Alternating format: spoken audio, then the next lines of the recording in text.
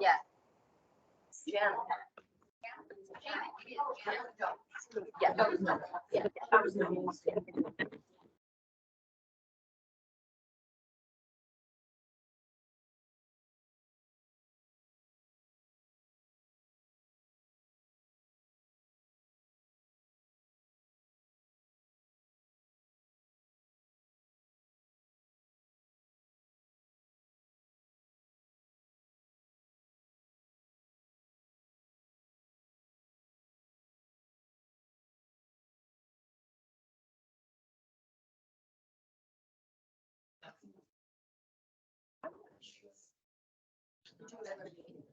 So she passed away. A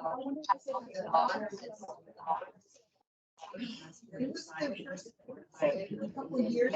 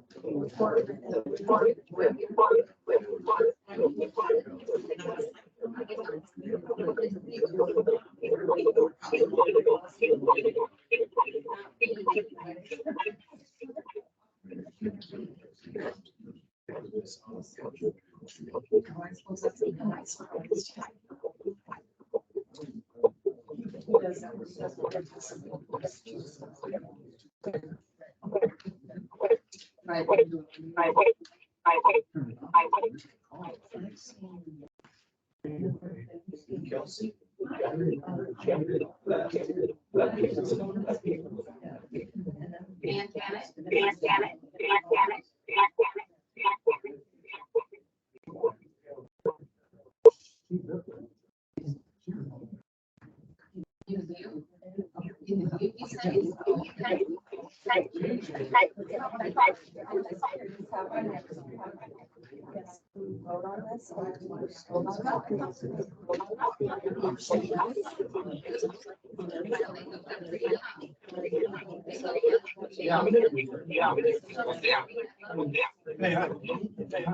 Patty. Patty.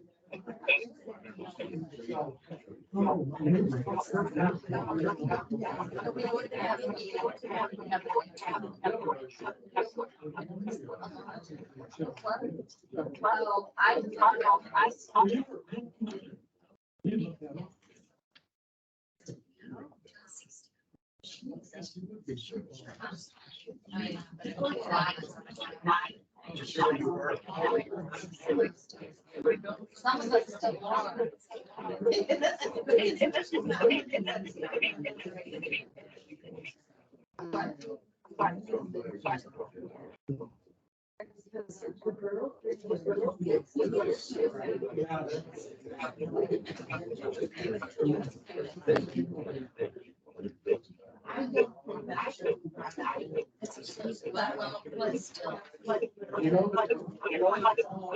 Actually, here people.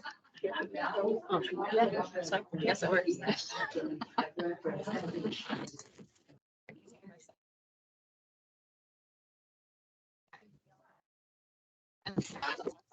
shouldn't get.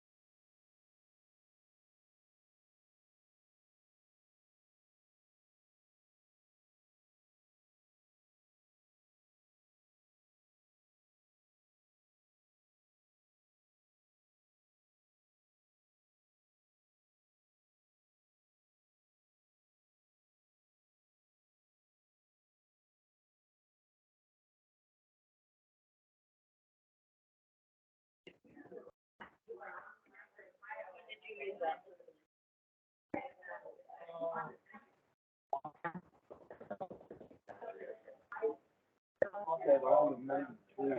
didn't look at it.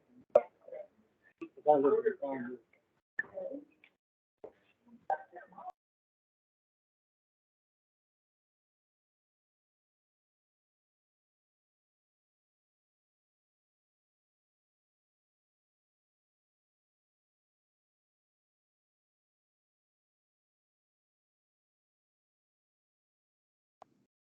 He's going right over there.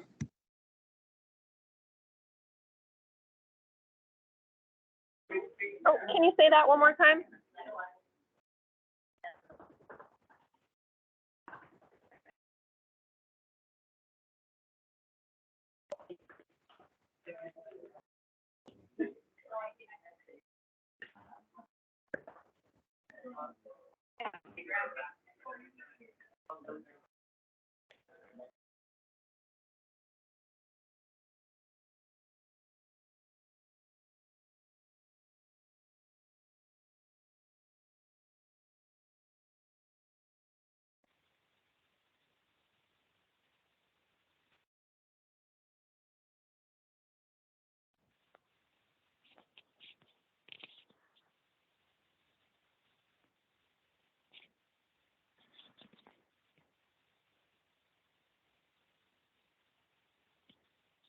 Hello? Hello? Hello there. Can you hear me? I can hear you now, yes. Okay, perfect. We're just going to give folks a couple more minutes to get in and get settled, and then we'll get started. Yeah, that Microsoft Teams was more challenging for me than anyway. It didn't like my ID, I guess.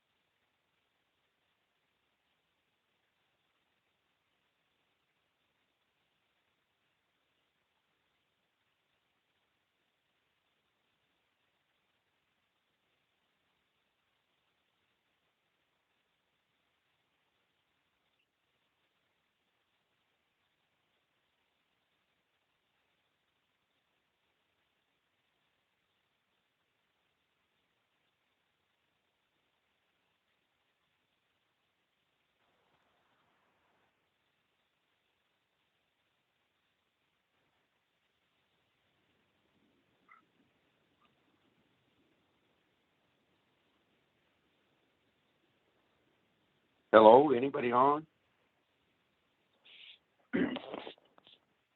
Hello? Hello there. Hello. We have not started yet. We're giving folks just a couple more minutes to get settled. Oh, okay. Okay. Well, I'm waiting for my wife. This is Johnny and Judy Roch.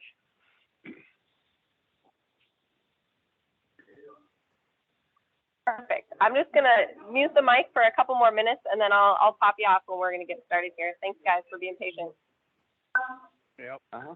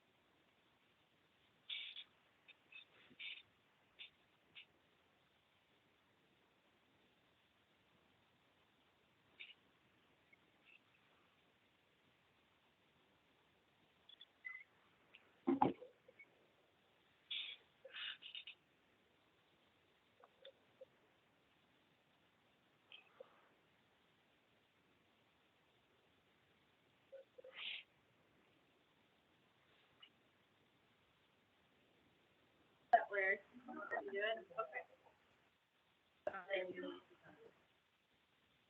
You're like, we should all take a deep breath together to start off, or maybe that shouldn't be. So we're gonna get started. There's probably gonna be a few more people that are rolling in, and that's fine. We have our newest planner in this Matanuska Borough, Rick. We'll give Rick a round of applause. This is his very first public meeting as a planner. That's a good question. Yep. Anyway, so that's Rick back there, and then Lita, and Maya, and myself, I'm Kelsey, the one that spams your email box. Anyway, we are just going to kind of dive right in here. Maybe. Yeah, okay. So we're gonna do a little quick online etiquette, ground rules. Does everybody have a copy of the draft plan? One, because we have more. Anybody want one? Y'all got it. Raise your hand if you want one, Rick will come give you a copy. Then Lita is going to bring you over to the board, and we're just gonna dive in and do the work to figure out what kind of restrictions or regulations would be wanted in your lake management plan. After that, after we are very, very clear on what those are, I'm going to, well, I'll probably update you on the MSP policies during the draft plan discussion. At the very end is when you are going to use that ballot that we gave you upon arrival to cast your vote. A couple things straight off the bat. If you have to leave early and you miss the section about the regulations, I would highly recommend holding on to your ballot. We have stamped envelopes in the back. We're going to have a recording of this meeting up on the Beverly Lakes website. We're going to have these things up there for review. I have to give 10 days between now and when we actually count the ballots because we have to mail some out to those who couldn't be at the meeting. So take that time, look over the rest of the meeting before casting your ballot. So just something to think about if you have to leave early. If you don't, we can just take your ballots here when you're leaving.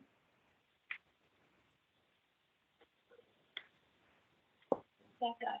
Oh, no. Okay, so for those folks online, if you would like to talk, if you're calling in, you can press *6, that will unmute yourself, and then you can begin to talk. If you are on Microsoft Teams, like on your browser or in the app, there is a raise your hand function that you can choose at the top of the screen. So if you do that, Maya will be able to let me know that you're raising your hand. We really want collaboration from the online folks, so please use the chat function too if you have questions, and we'll make sure to get to you. Just together overall, we still have a lot of work to do on the plan before it goes forward. Planning Commission or the Assembly, if that's what we'll vote for the next step to be creative.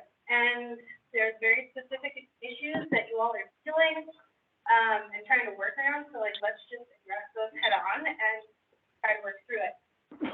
Be collaborative and be respectful because you all are neighbors and have to see each other all summer long. Okay, so like I said, we are here to, and this is the final meeting. We have come to the end of the public process for the Beverly Lakes Lake Management Plan. I want to take time to just say thank you all for coming in person. This is really, really helpful for the public process. And I thought that the last in-person meeting that we had went really, really well and was very productive. So I'm hoping that we're able to kind of channel that energy into this one. So I'm going to bring you through the draft plan. We're going to go through those regulations and then we're going to vote.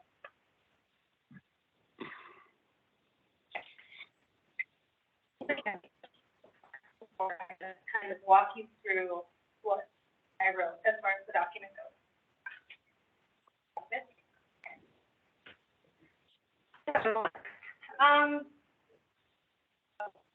Switch over. just gonna bring the draft plan up online so that folks can follow along that way. So a couple of things, I don't know if any of you have, looked over lake management plans from the borough before. There are currently 41 lake management plans in the borough. They started, being written, I think back in 1994 was the first one, 94 or 95. And for a long time, they were really big, bulky documents that were like 100 pages long that talked about all the, like, I don't even know what they talked about. They were so long, you couldn't really get through them. So anyway, I made a really short, to the point document for everybody that's hopefully useful for you. The introduction is just, like I said, like going through what lake management planning is in the borough. And then just pulled some very general lake information that I got from ADS&G, as well as from checking out your public access point myself. And to public meeting. On the next page, I just want to make sure that you all know what the borough law is around lake management plans. We essentially have two titles that manage lake management plans, which is the adoption of the plan document itself, and then the implementation of the regulations that are within lake management. That Title 1759, that's what actually gives power to code compliance officers within the borough to respond to any sort of complaints that happens from a neighbor calling in to make comments. The issue summary. I went back, I listened to the meeting, and we all looked over our notes and came up with essentially the 1, 2, 3, 4, 5 major issues that came about from all the conversations that I've been having with you at the meetings, as well as all the emails, phone calls, and all of that I've had with all of you individually. So, as you can imagine, they kind of run the gambit of lakeside living. So we have motorized watercraft use, safety, property damage, and quality of life. Context to anybody in the future who would look at your lake management plan and be like, why the heck did they want quiet hours, or why did they want a no wake zone? That issue summary is meant to just be the why behind what we're doing. So as we decide what we want over here, language in the issue summary may or may not change. Actually, to be said, language in this whole thing may or may not change based on this next conversation. So the Beverly Lake Management process, that's basically me just outlining what we have done so far. You guys have gone through the petition phase, through the ballot phase, through the public meeting phase, through the draft plan. You're back at your last public meeting, and now it's just time to either do it or not, and that's what we're here to decide. After this, though, then if the plan is voted on to move forward, then that kind of begins the work on my end as far as like the legislation side of it. I have to get it from the planning commission. It has to have an ordinance to become codified, to go to the assembly and all that good stuff. So there is still things to come, and I have a timeline here at the end of the presentation that we'll go through. I wrote out some broad goals based on the issue summary, and if people have any sort of idea as far as what you'd like to see as a goal for your community, I'm more than happy to revise this and add things that people feel are significant to them. So then the regulations, which is what we'll be going over here shortly. And there is an amendment process to any lake management plan. It just has to be in place for 2 years, and then essentially you start the petition process over again. You start kind of the whole process over again to make any sort of amendment to the plan. And the few appendices that we added, which we just did kind of a very generalized vicinity map, just showing the buffer for the 600 feet that we've been using for the ballot process and all of that. And I guess I'll let Lita talk about the next part.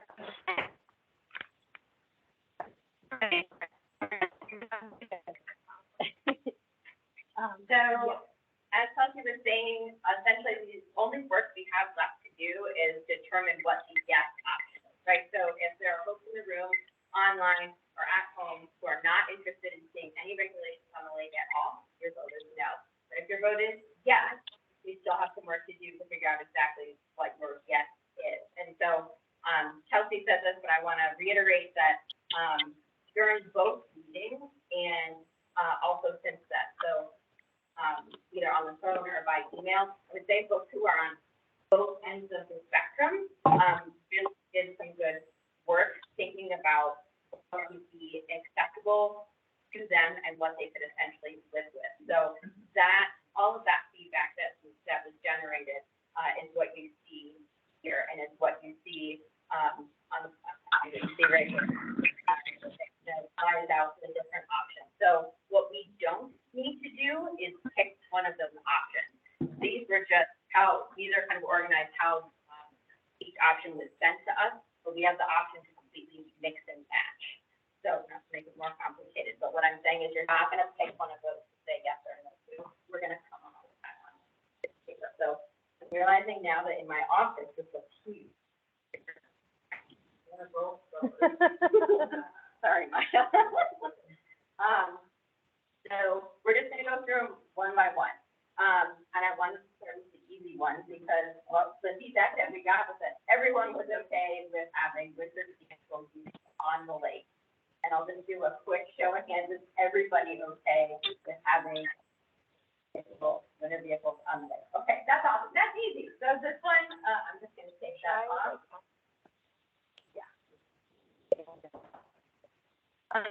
The next few were, we're gonna go in order of contentiousness. So, there were some folks who were interested in having a no wake zone. And I don't think we need to go deep in depth about, which option to choose, but I'm curious. Yeah.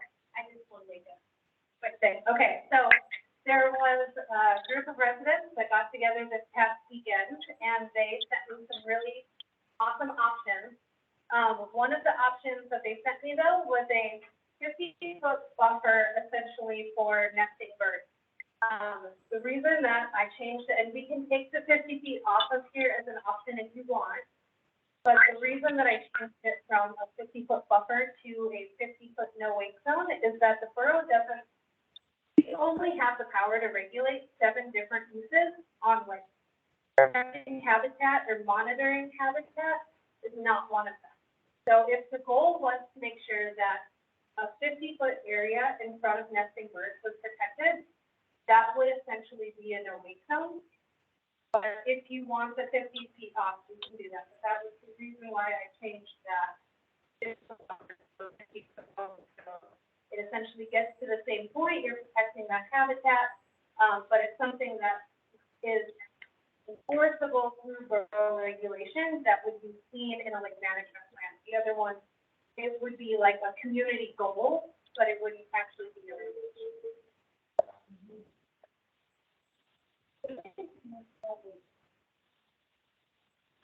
Yeah, here I will do you one better. I will read you the definition of, where did I put those?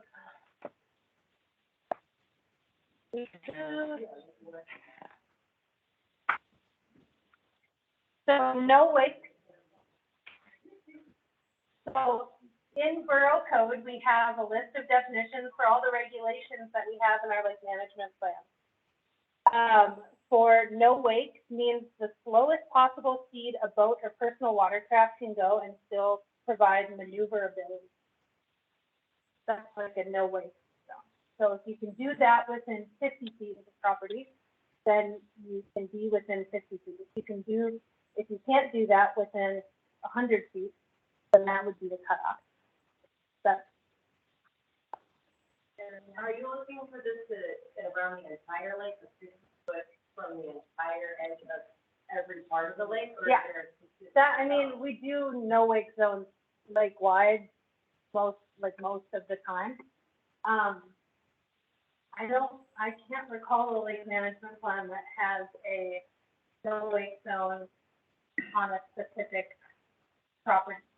That could be something I could look into for you, for sure, because that is DNR land, so it might be easy to call out, but primarily it is a 50-foot buffer around the lake that is a no.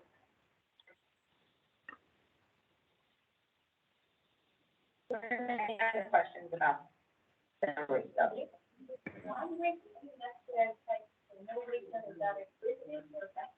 It's, I mean, that's your personal preference.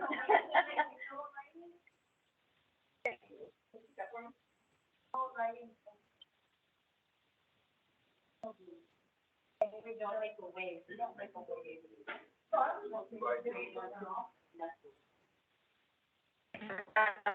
Question here.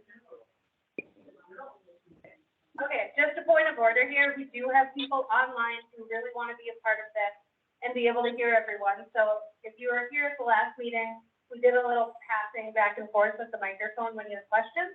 I think we should move to that because when everybody here is talking amongst themselves, it makes it really difficult for those online to actually be a meaningful participant here. So to answer the question, for wake zones, essentially what they're for is, I mean, the way that other lakes have used them before is in a way to protect shoreline erosion. We know that when wakes are fast and they're big and they're beating up against shorelines, that kind of to increase the speed at which erosion happens on shorelines. So a lot of lakes use a no wake zone or 50-foot wake zone, or 100 or 150 feet, to just say, we want this buffer between where the high-speed activity is occurring and where my property is to have slow rolling water rather than high-speed.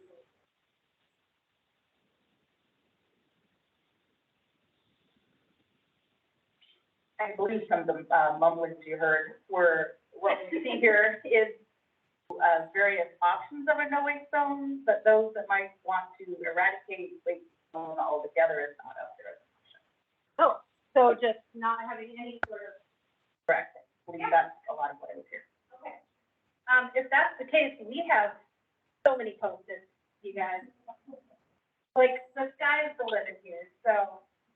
So I will just say, if that is a regulation that we just want to take completely off the table, I would just get rid of that. Yep, and that'll be the same for all of these. Question. Do we have any other questions? Hey, Kelsey. I was wondering. Hello. If you, off the top of your head, rate our size, what their weight zone. Borough standards, sorry, you go. You go. This is your section. I know she's doing such a good job though. So if this is not in your, oh God, and I broke it. If this is not in your way, can you see option A from where you're sitting? No. So option A on the screen is the borough standard for your size lake.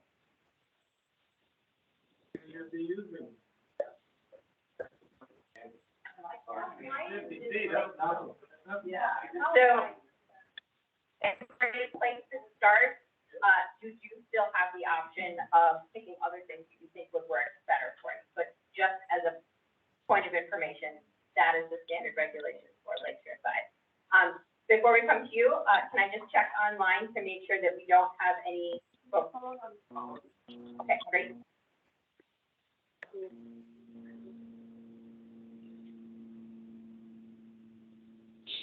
Oh, did I have someone on line that was trying to talk?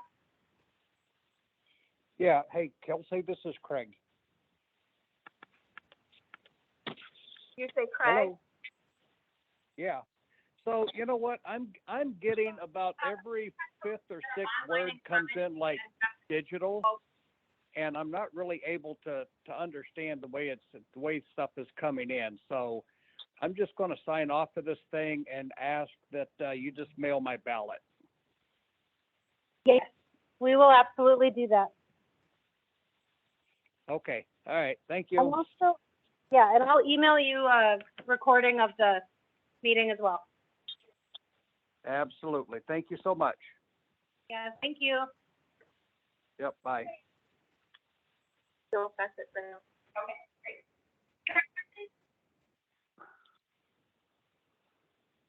You know what, how wide the lake is? I mean, it's a fairly narrow lake, 100 and 150 feet is gonna, at the one end, it's gonna take away any. You said it. Got a question? So do you know how big it is? 45 acres? 42, I think. From the narrower to the narrower? Oh, as far as the feet, I think the narrowest is maybe about 400 feet. If anybody has the actual number, that'd be cool. I just did like a aerial measurement. I think it's about. Any other questions? Okay, so I think it would be helpful to do a show of hands so we can know if we're heading in the right-ish direction or not. Could I have a show of hands for people who'd be interested in a 150-foot no-wake zone? Okay, how about 100 foot? More, okay. How about a 50 foot? Okay, so I'm thinking we're landing somewhere more in the 100-foot zone. So if that's all right with folks. As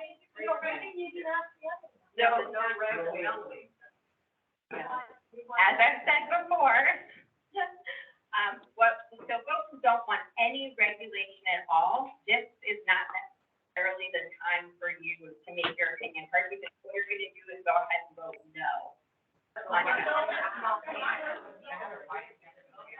If you all talk at once, I can't hear you, so go ahead and raise your hand, and I'd be happy to bring you a mic. I just have a question in the aspect of, I want to be loved, okay. The people online are still having a hard time hearing those, so if you don't mind,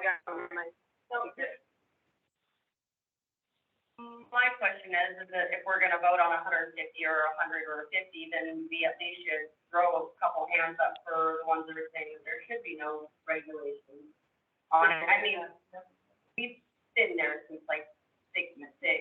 I mean, and before then, and I don't know, I know that there's a lot of new houses out there, but I've never, ever seen anybody, I mean, and maybe, I don't know, but I've never seen anybody ripping around the birds or like tearing fruit. So I figured if like 150 and 150 and the 50 marks were all voted on, why we wouldn't be able to raise our hands.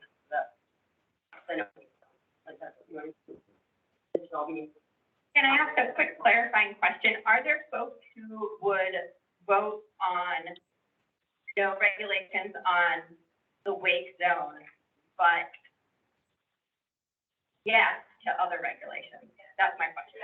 Yes? Okay, great. If that's clear to everyone, are there other questions? Okay, great. So, no regulations on wake zone. Hands up for that. Okay, great. So, hold on, also, please do not raise your hand if you're not actually voting or, on the ballot. That's a very. That's what I wanted to. Yeah, so, and we do have, like, we did bring some color coding post-its, make sure that we know who's the voter and who is not. But I would like to just use the honor name, so I know that back here, you're not. Oh, yeah, hold up your ballot, but it is one vote per parcel. And having multiple people here to show support. This whole group, their group is not, like, they're part of the lake. So, right. I mean, as much as you can be like, oh, that's a lot of people, but we have a family cabin on the lake, so what? I mean, could we just put in a whole family? Does that cabin matter to us? No, it's just one vote per. The way that it is, I would just to make sure online folks can hear us too. It is one vote per parcel. And this is what we've been using for the previous ballot process as well. There needs to be consistency, and that's just the way that we're going. So, one hand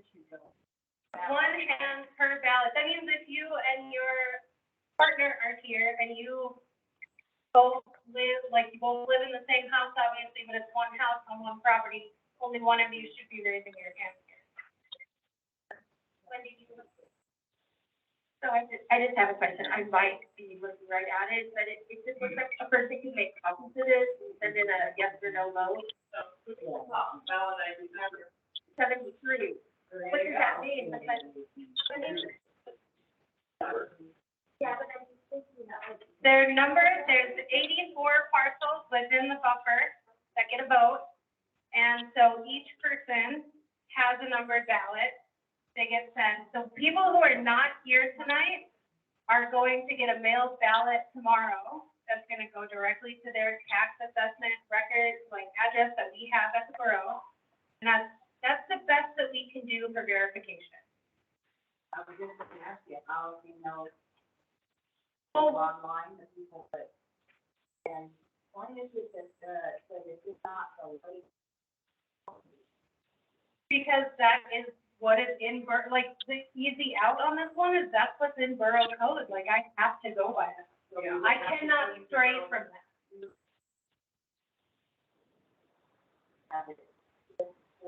Right. The question for those online is why is it a 600? So it is a 600-foot buffer around lake. Why that is and what would need to happen in order to change that.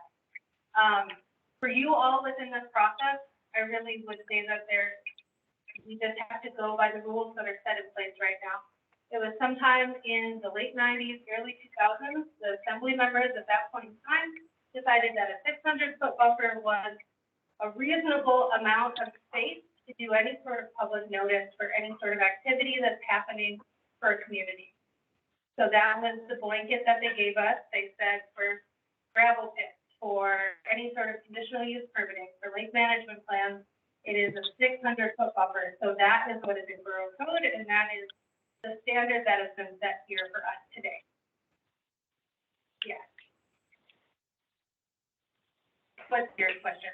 Could you have like different options of that weight? Like, I don't think you guys have it down to 50, but if it was like something, like maybe if you guys suggested like 10, 15, 20, something that maybe the residents could swallow more instead of losing their entire center of their lake, is that an optional point for you to put into this?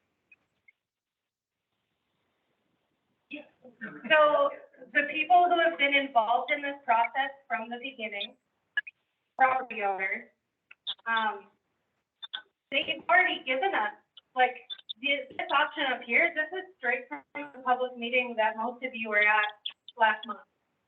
And this is an option that some of you got together and you said, this is what works for us. And you emailed it to me and you called me about it and you said, make sure this is involved in the next meeting that we have. And this option D is also from the, like, it's community driven. These are things that you have all brought to me and said, this is something that we would want in a lake management plan. So we're all here at this point. We're like, this has been a 2-month process or 3-month process, or for the people that started the petition, almost a year-long process or more of trying to get this thing to the finish line. And so, like, this is the last step. We're 2 hours away, or hopefully sooner, if you guys can start, like, working together to decide on something that you want, of what this lake management plan is going to look like. So yes, we can do a no wake zone, and then we can move on to quiet hours and so on and so forth. But I would just like to remind you that, like, you guys have already done the work as far as what regulations you would consider in a lake management plan. So I kind of expected that we would be moving through this a little bit. Yeah. So. Actually, option D was, at 50 feet at the zoom. Right. We didn't want any. And that's what, like, We don't have to have that as an option. That was my answer to you as far as the buffer, because we can't regulate, like, we, So our option is no red. or 25 or 15 or 10, whatever, like, you can write, like I said, we've got lots of folks. We can add into this what you want, and that's fine.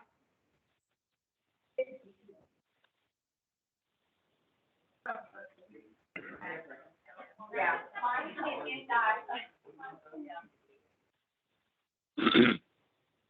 I wanted to share, from another perspective about this plan of trying to make the lake become a non-motorized lake.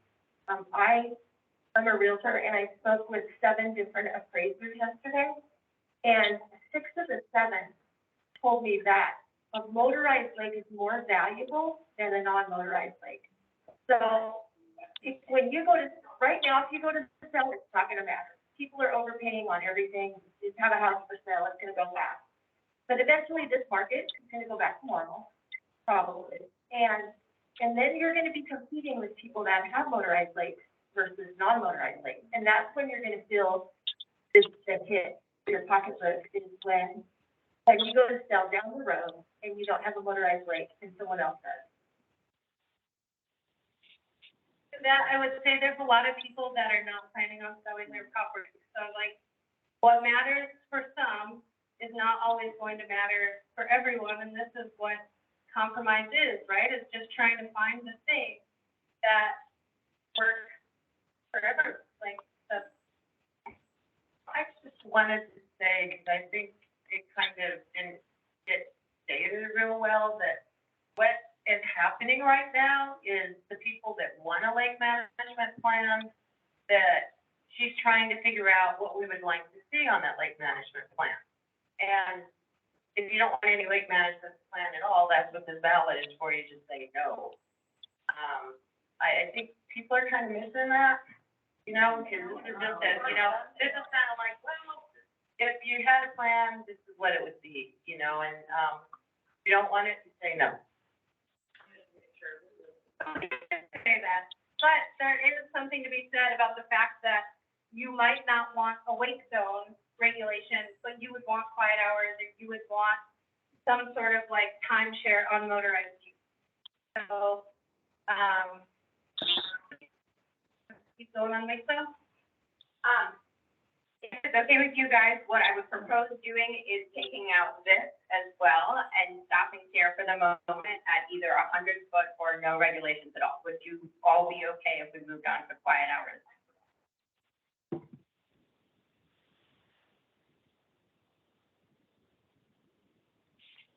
I am okay with people using their paper ballot.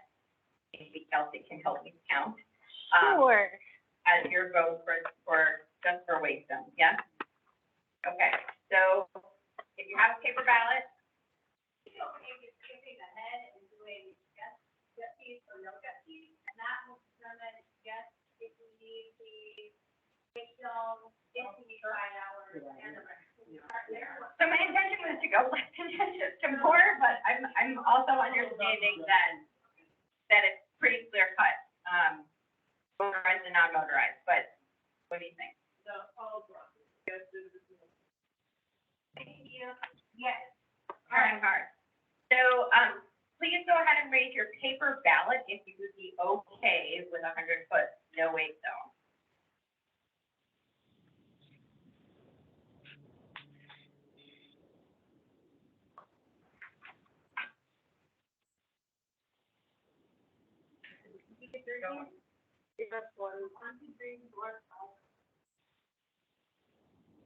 Well, I have one. 13 with one online. Go ahead and raise your paper ballot if you would be okay with other regulations, but you would like no regulations for wake zone.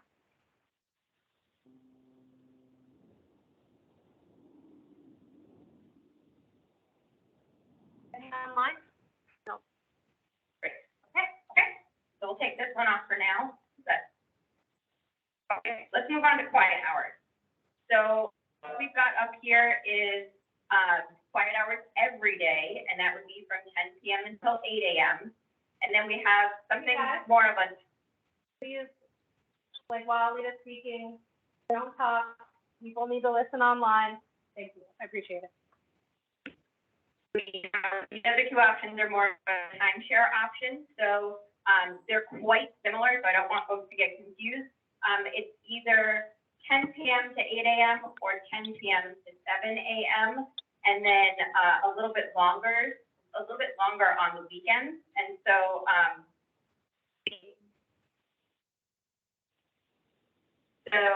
the options are really kind of an hour apart. But essentially, the idea is that during the week you have quiet hours, and then on the weekends, you have a little bit more flexibility. So, will folks be okay with just flat out voting on these three?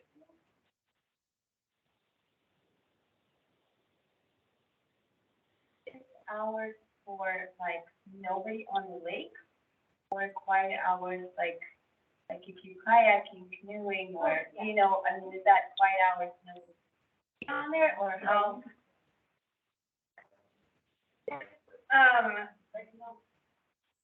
Let me once again go to, of course, that's the one that's not defined. Quiet hours is not, everybody has to be off the lake, and if someone's on the lake, then you're gonna get a ticket. It's just being respectful of your neighbors, no lighting off fireworks, no like jet skis or high-speed motors, nothing that's gonna be able to be heard from somebody's window if they're sleeping and they have their window open, right?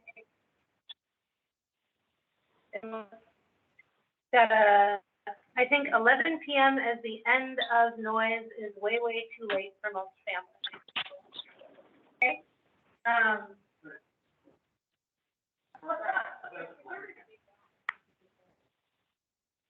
Oh, yeah, sorry, there was a comment online that didn't come from me, that 11 PM would be, way too late for some families around the week, as far as having that be the evening cutoff for,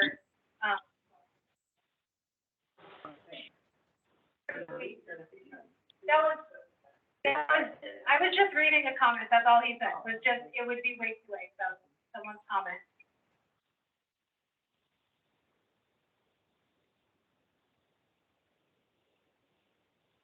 I assume that aircraft is exempt from this plan. Okay, and okay, I've been known to take off years ago as flat one. Okay.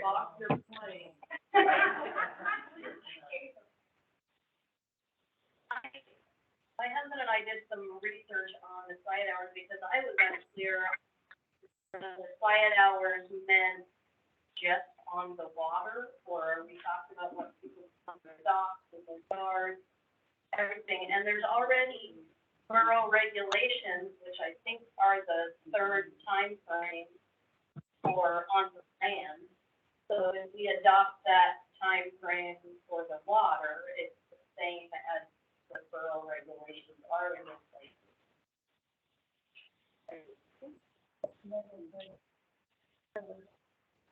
Okay, so one more online, Jim says, the guidelines say quiet hours apply to repetitive recreational activities. The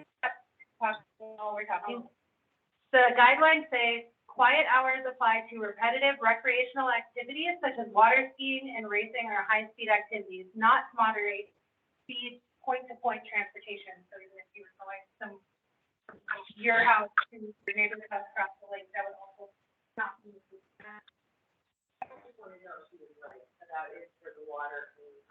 There is a borough-wide. Yep. Okay.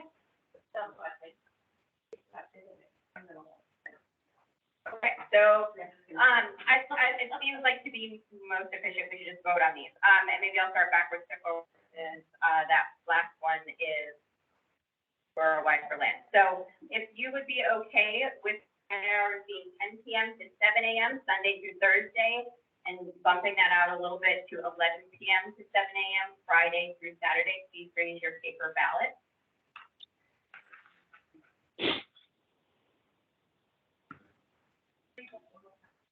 Can you also? That's okay. Go ahead and raise them. I'm going to read this one more time. So it's 10 p.m. to 7 a.m. Sunday through Thursday, and if you're talking, please stop. That's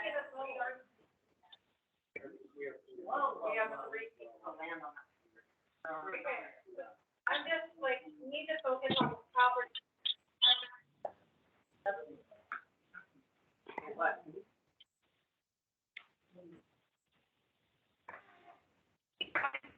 okay, great. So 10 p.m. to 7 a.m. Sunday through Thursday, and 11 p.m. 7 a.m. Friday and Saturday. Okay, so what's on option D if that's someone, right? So you would get an additional hour on Friday and Saturday. So go ahead and throw them up for that one. Yes, that's the third one. And it's also option D if that's easier to read. Slide hours that are in option D.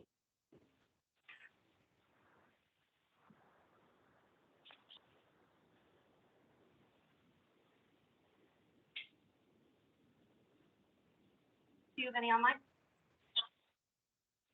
If you would prefer, there is also 10 p.m. to 8 a.m. Sunday through Friday, and 11 p.m. to 8 a.m. on Saturday.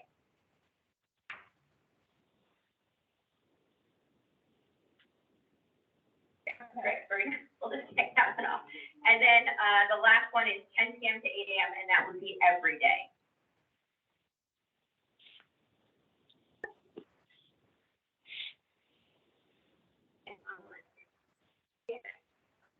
Can we talk like no slide hours? I mean, we are all quiet. My question is, can we have an option of no quiet hours, even though I never like, I haven't heard anybody back about like speaking about.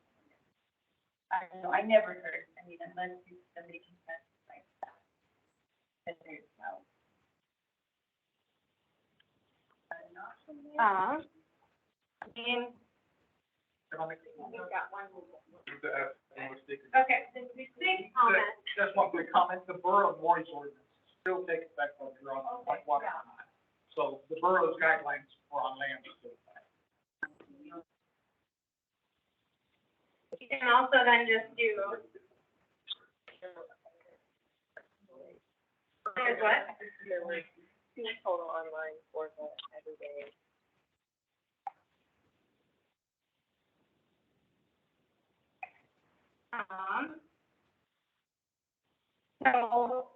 I have something similar to having no regs on wake zone, but do that for quiet hours. Is that something that you guys would like to, like, rebuild for?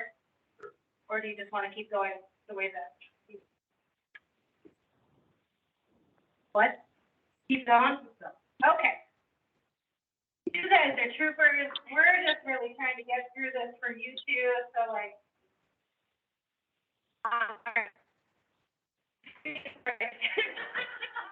Well, no, to try this one, but, right now we will take this option off.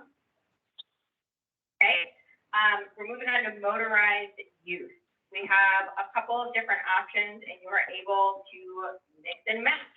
So, we have horsepower limits, and we also have, what is essentially timeshare. So, I don't know if it makes more sense for folks to vote on the horsepower limits first and timeshare second. Thoughts, feelings, questions, concerns?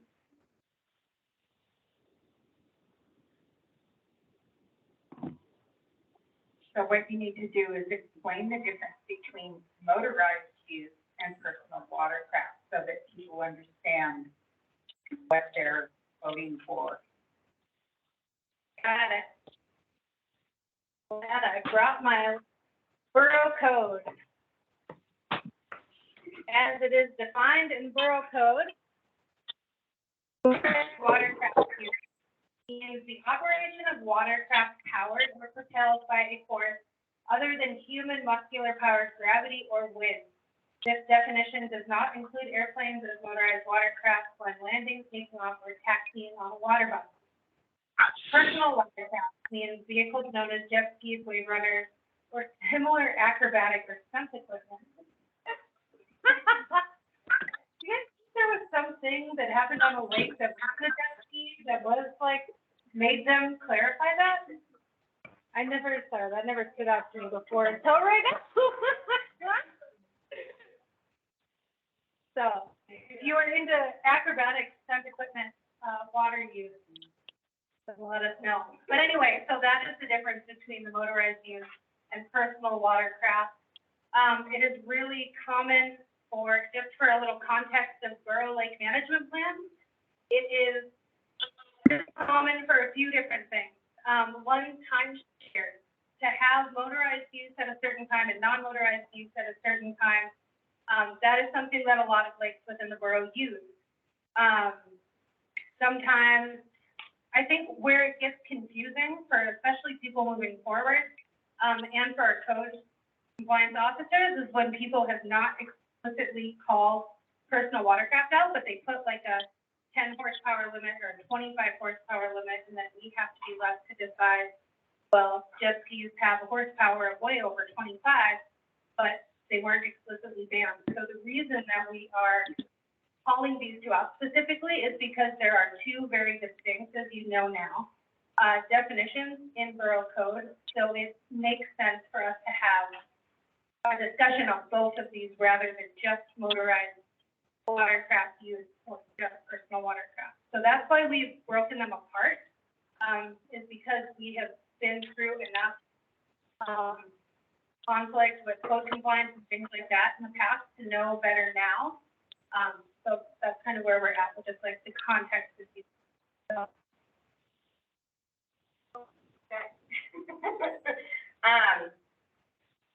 Yeah, does anyone have a thought about whether they would prefer to tackle the timeshare option first or the horsepower limit first? Can I ask you one quick question? Just for clarity. So, again, when we were at the top of the conversation, I tried to make it clear that if folks are interested in having a lake management plan, this part of the conversation is for them. So it might be helpful for me to hear which regulation you are interested in. Because at this point, all I'm hearing is lots. Voted on quiet hours. Except that it's not. So if you don't want any and I apologize if I am not being clear, but if you do not want any regulation at all, this is not the time for you to vote. Does that make sense? You can't, like. That's something we agreed to, Right. or what, I mean, it's not a yes or no answer. It's what are we willing to agree to? And so my question thus far, and I don't want, I'm not trying to be argumentative, it's just that I am curious at this junction, which of these you are interested in regulating. And if it's none of them, that's absolutely okay, but then what your default option is to not have a lake management plan at all. And what we're trying to do is get some consensus for the folks that do want to manage this plan on what that would actually look like. Does that make sense? Okay. Okay, tell me why. So, for example, I mean, I like to have management only in quiet hours, Yeah. nothing else. So I can vote on quiet hours, but I cannot vote on anything else. That's not fair. So I need to vote on everything. Know what I'm saying? Yeah. So I have a right to vote on everything. That's another thing. Even if you don't want a lake management plan, we may be stuck with a lake management plan. Yeah. So therefore, we do need to decide on which of all of these things we can live with and tolerate, or it may be voted in on everything. So to say that we shouldn't be commenting on these things.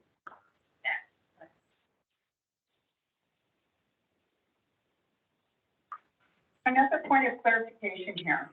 So if you say it's motorized, does that motorized refer only to the 10 or the 15? Or does that motorized when you're swimming the days, is that motorized then? So you need to clarify how that works, because you know, a 10-horse motor says that they're out there anytime. It's not gonna make any difference. So the living days is for motorized above 16, more than likely. So people have a small boat, they wanna teach their kids how to water, and that's not gonna be a 15 horse. So just to clarify on that real quick, so for the varying lake management plans that the borough already has, there's lakes that do think that, boat that has a horsepower of over 5 is not conducive to their lake. Like, we do regulate down to 5 horsepower, if you can believe it. So there's 5, there's 10, there's 15, there's 16, and then there's 25 and 30 or something like that. So those were the ones that came from the regulations that you all sent me, as well as then the borough standard. We would clarify that there would be some sort of horsepower restriction on motorized use, and that for personal watercraft, we don't really go by horsepower, we just go by allowed or not allowed. And then if you were gonna do any sort of timeshare with that, because there's a pretty big variance between horsepower motors. I mean, there is with both too, but that's just kind of like how borough code is laid out at this point for lake management plans. And that's where that distinction comes from. So if you didn't want to have, if you just wanted to say motorized use is okay at like 25 or 50 or something like that, we could write that. That's no problem. I don't think, you just had allowed, which is, yeah. And we can do, all right, no, and we'll add that to this one. So yeah, that would just cover all boats essentially. Before I come to you, I think that there was a hand up back here.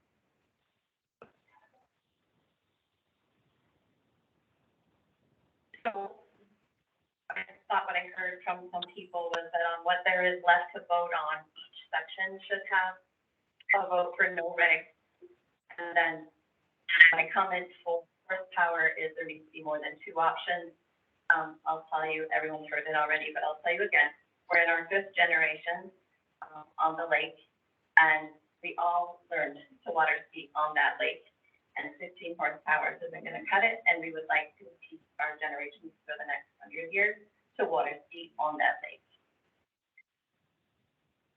So, do you have a horsepower? No, so that would then fall under the all horsepower allowed for motorized use. Does that work for you? Watch the 5 hours, you're set for your neighbors, you're fishing, you Yep.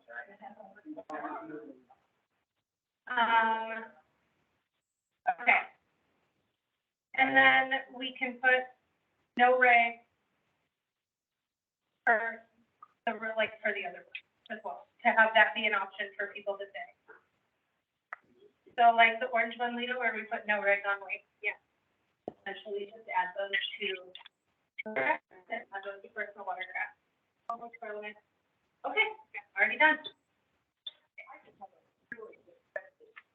When we get done with all of this, really at you.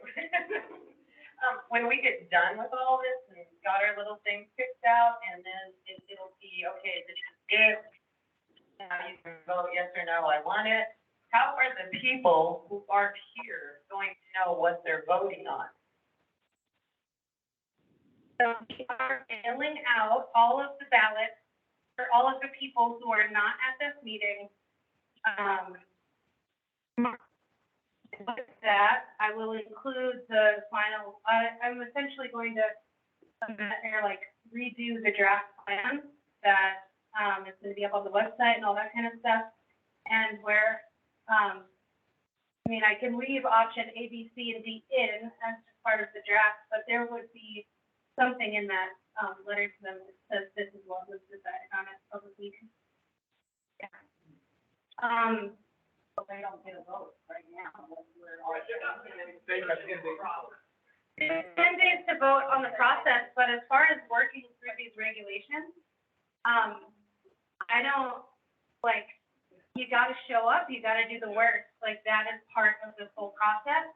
And it would be different if there wasn't so many people involved, like, if I had only been talking to 2 people on the lake and only had their opinion to go off of, it would probably be different, and I would maybe send out some options and have them vote on those options, but you all have been calling, emailing, coming to the meeting, doing everything to get us to this point. So I think it's really important to value the work that you've done and say, those who showed up did the work, and this is what's going on. Could I propose that we switch and move to personal watercraft first as a vote, because that's gonna dictate the timeshare possibly, just the thought to propose? Okay. Go for it, Chelsea. Woo! All right. Okay, so, we know, okay. Yeah. Obviously, there is a bunch of people here tonight, but I do know quite a few neighbors that are not here for weddings and such that they absolutely could not. So that, I think there should be a little bit of grace. So say that we vote on if there's jet skiing or there is not, and if I raise of hands, they say, yes, you're allowed jet skiing. Because a lot of people at home don't want that. And so with that, there are, I would say, one thing that I have been emailed with, extensively is personal watercraft use. And I actually have all the printed emails and comments with me tonight. If you would all like, and you think that it is fair, we can, because I mean, I have like their names attached to their emails. I know that it is who it is.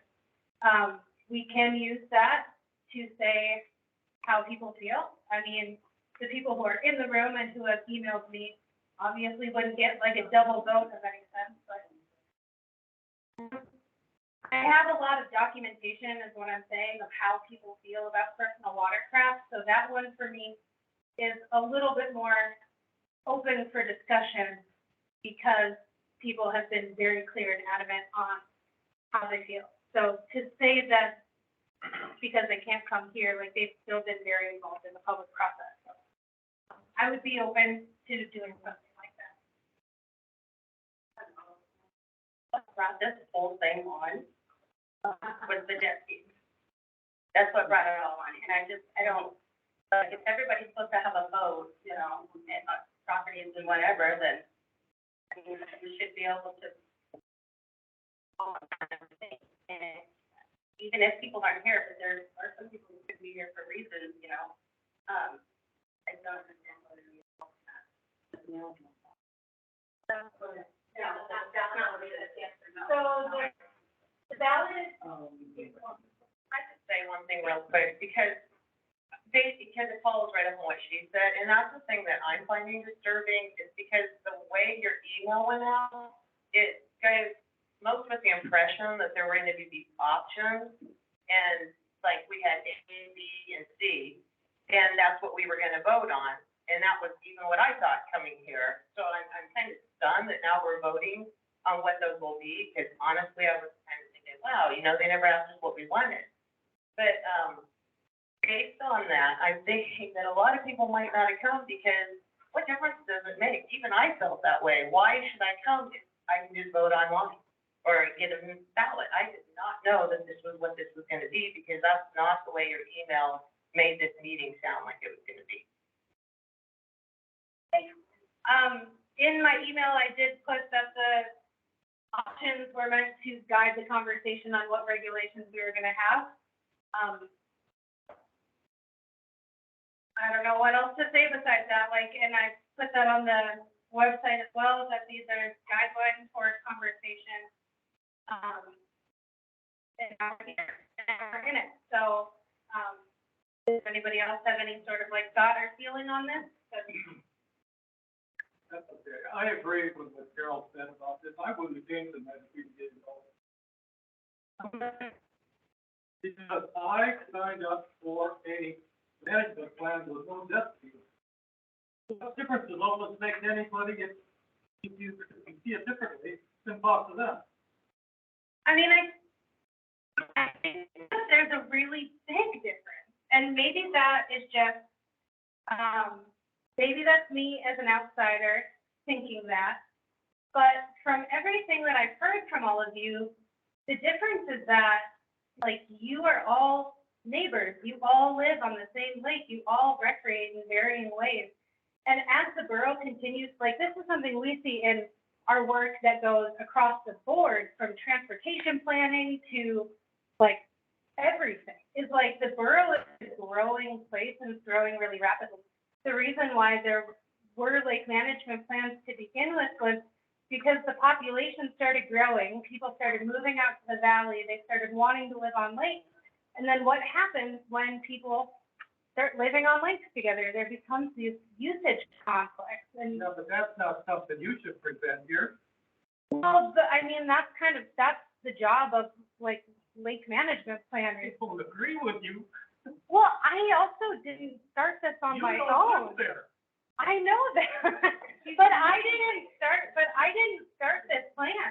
Somebody came to the borough and said, there's enough conflict happening on our lake, and I have 54% of property owners that have signed a petition that agree with me. Please start a lake management plan. So your neighbors want one. That's why They we're want- voting. Well, right, I'm confused. Are they saying the same thing? I'm confused. So, the reason that we had this meeting is because those regulations look different, and we, as the borough staff, wanted to give you all the autonomy to make the decision about whatever regulations you want. Option A. Okay, that's your opinion, but you live, but there's 84 parcels. It's not the borough code, it's the borough standard. It is the standard, and there are many lakes who use the standard as the boilerplate for their lake management plan, and they move forward and they go for it. You guys have very differing opinions about what you want out of a lake management plan, what you'd like to do on your lake, so that kind of brings us to this point.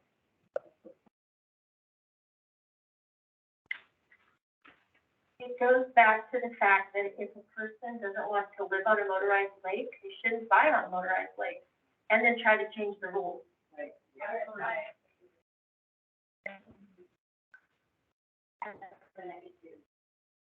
And that's where we get, like, that is why I mentioned, like, the borough is growing at a really fast pace, and people are moving and buying homes faster than they have before. So lake management plans, yes, are meant to kind of mitigate some of the conflict that's happening in real time, but it's also looking forward as new people start moving into your community. What is the standard that you want them to, like, have to step up to as their new residents? So, all right. All right, we're gonna do a few more comments, and then I need to get through this. And Option A does not give any compromise. What we're trying to get to is at least a timeshare on the lake so that everybody can do what they want to do on the lake at least part of the time.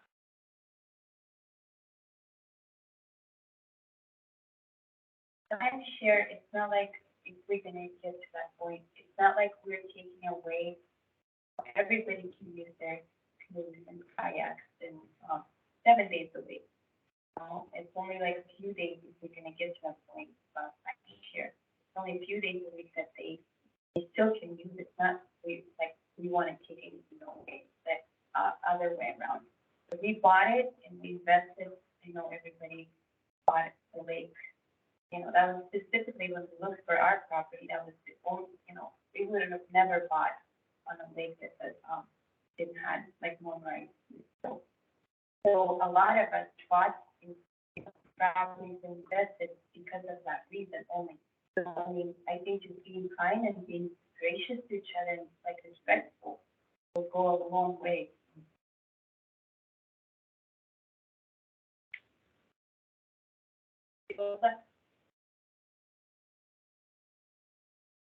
I think the number one thing we can all agree on, that these 9 hours that we've invested has caused, is a greater rift between neighbor to neighbor. I look around this room and I can see, for the most part, it's the yes and the no sitting one side and the other side, and that breaks my heart.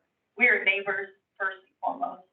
One thing I had hoped we would see tonight is that we come together and go, man, we really respect one another. We want to love one another. We want to hear those kids play in the yard, play out on the lake. Could we come together and say, let's push this out 1 year and say we're going to respect. If you have a problem with another neighbor, knock on the door. One night when he was out late, sorry if I share this, but she's my neighbor, she was out late. We wanted to watch Northern Lights. So I emailed and said, hey, you know, we'd really like to watch Northern Lights. Would you mind? She emailed, oh my gosh, I forgot. I'm so sorry. We've never had another problem since, and we did it out of respect. I didn't tell another neighbor. We just said, you know, we're neighbors. If we could push it out and be neighborly, be kind, be courteous. If a kid goes too far, if the kid probably just being a kid who needs to be brought in by a parent to have a conversation. But let's be neighbors.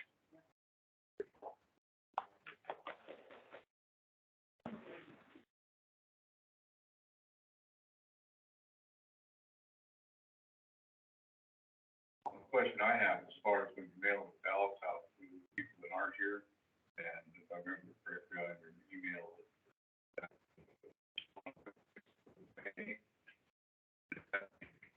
marked by the 6th of May? Okay, go ahead.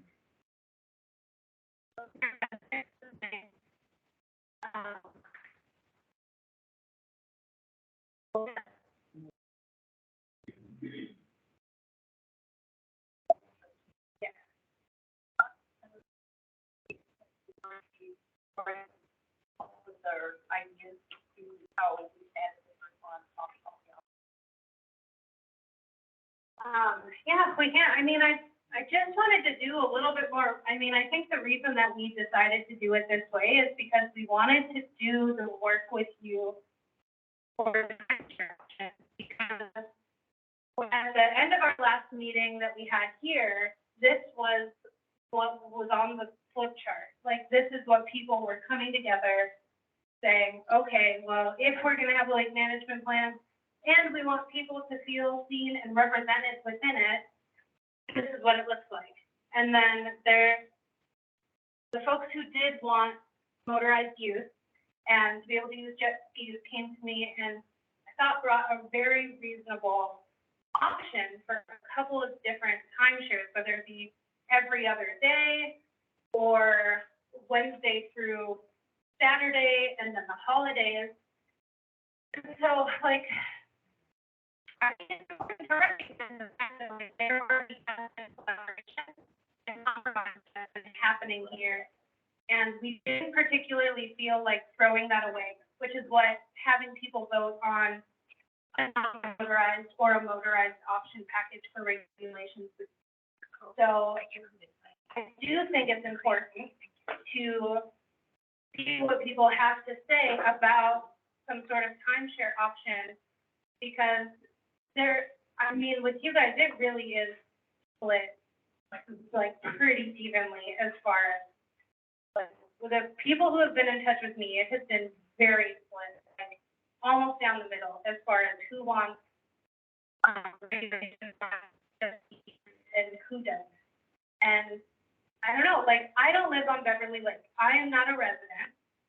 And I'm not going to recreate because I'd have to walk on this weird janky trail and I'd have to park at that nice lady's house and she doesn't like that.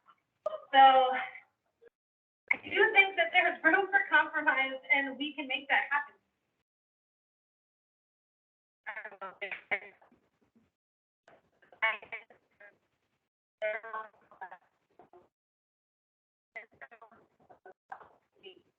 I mean, obviously, I have a very strong view on it. They have a very strong view on it. I mean, why are they not just, why can't you just send out a ballot that says yes or no,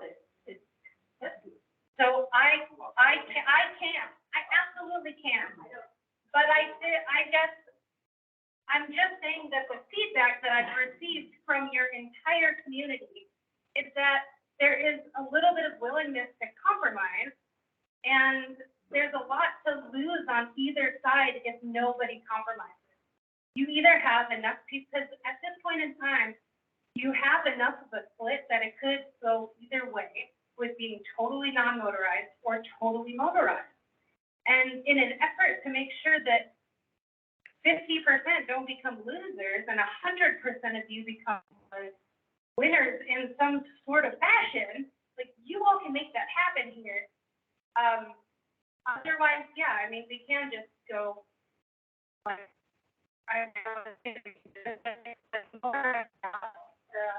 ballot that just says no jet skis or jet skis allowed and everybody votes.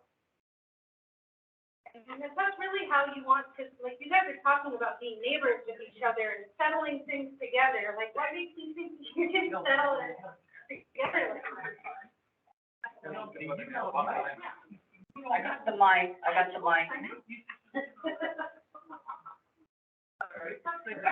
very rude. Thank you, guys. Thank you so much from the Borough for trying to help us. I really appreciate you guys doing this, no matter what. I know it's a tough job, and I know it's a tough job for all of us to try to come to a compromise. There's one thing that I have not heard from anybody is about, and I heard that some families have been here for generations, and they've taught their kids how to water ski, and now, you know, as jet skis have come about, however long they've been out in the world, you know. And I've also heard about, also from 1992. And, you know, we're all gonna be off this earth when we go off this earth. And this is our waterway. This is our environment. You know, for a couple hours of fun, you know, what are we destroying in the meantime? You know, what are we destroying that, you know, could happen? That a bad accident could happen from one of the children. That almost a bad accident happened from one of the jet skis. I mean, there is a lot of that. I just wanted to say that. What are we leaving behind? What is the legacy that we're leaving behind on this planet? Our environment is more important than what we all think. That's all I wanted to say. Thank you.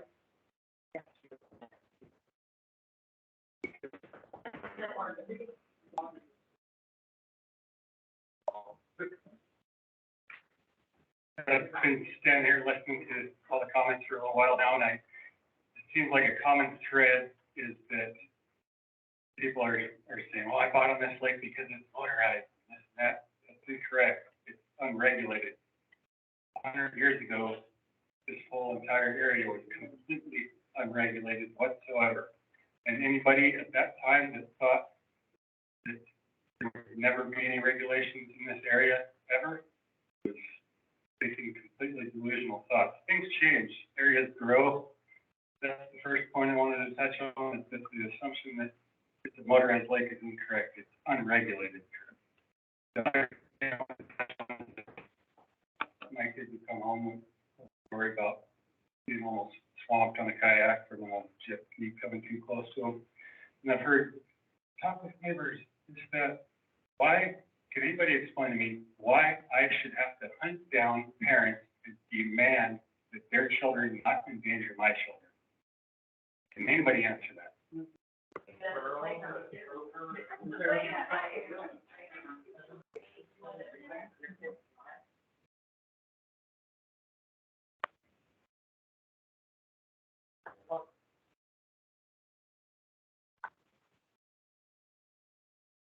So somebody started this lake management process.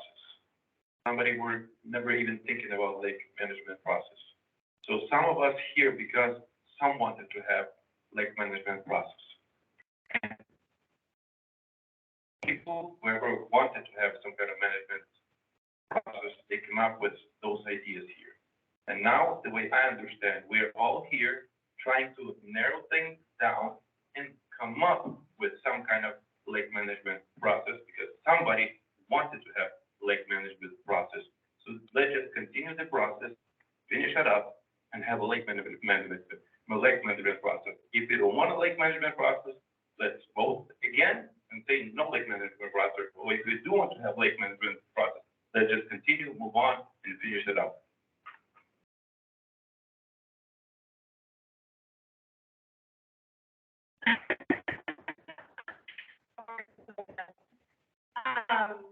Do you want to finish the last in figuring out which you want to, I know that you are in the camp of no regulations, but I think it's great what you just said. But you're compromising. What to you looks like a fair compromise? Yeah. Timeshare. Okay. Do you think, and then for the people who are in the non-motorized camp, is a timeshare just absolutely off the table with you? You want no jet skis, no motorized use, that's it.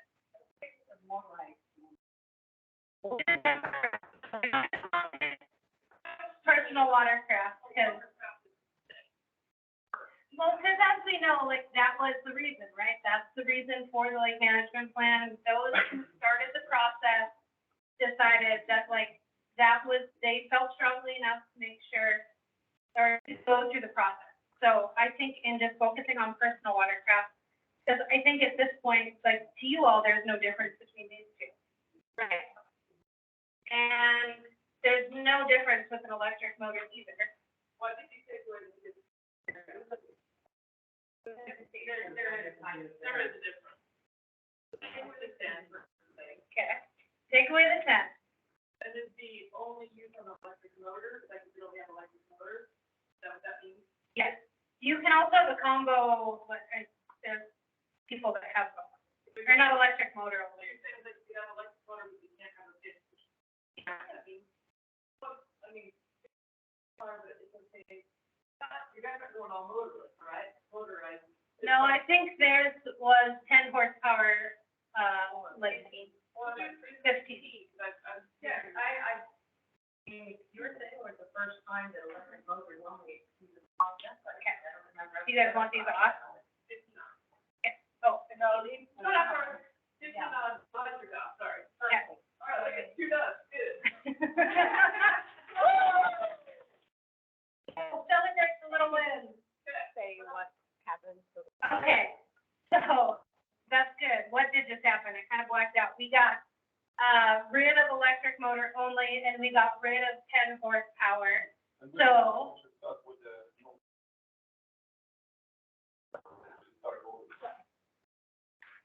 we've got. That could be there, but we should vote for it first.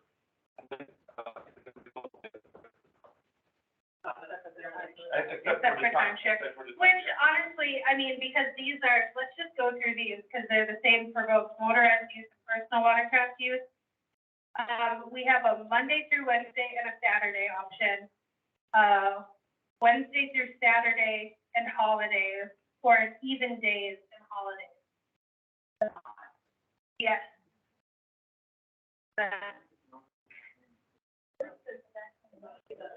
Right.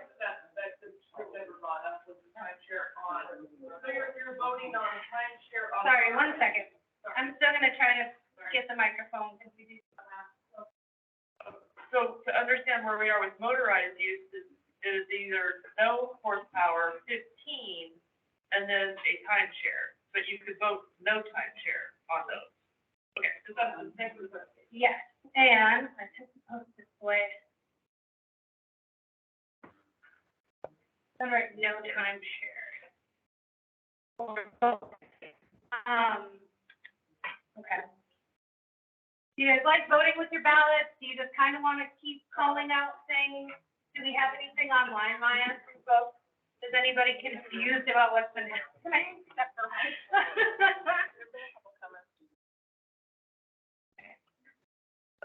Do people care about the timeshare on motorized roads, or are people? I think that's where we're going then.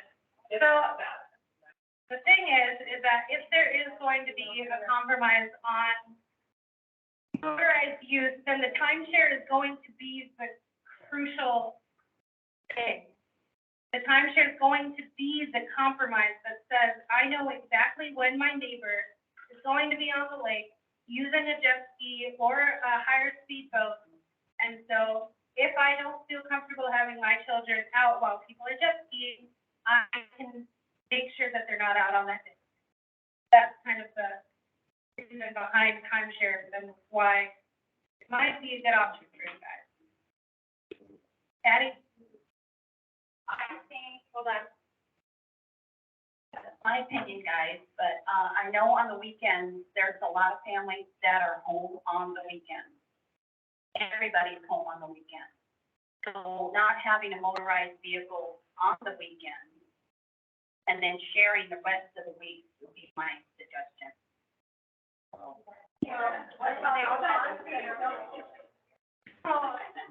That would be, so with that, that would be a good argument for doing even and odd days, because you're gonna get both every weekend. And it's gonna switch, and so an idea that somebody might be like, well, I only get my kids on Fridays, and I can only ride my jet ski on Saturdays, that's not particularly fair. If you did an even and odd, then it would switch up during the month. Am I wrong on that? I feel like, I just wanted to say one more thing. It was like, how many people have jet skis? If everybody on this lake got a jet ski and we all went out there all weekend long like we do with our other vehicles, how stupid would we all look? Nobody, everybody would run into everybody. So there's only a couple of people that have jet skis right now. So trying to cater to them, I just don't think is okay.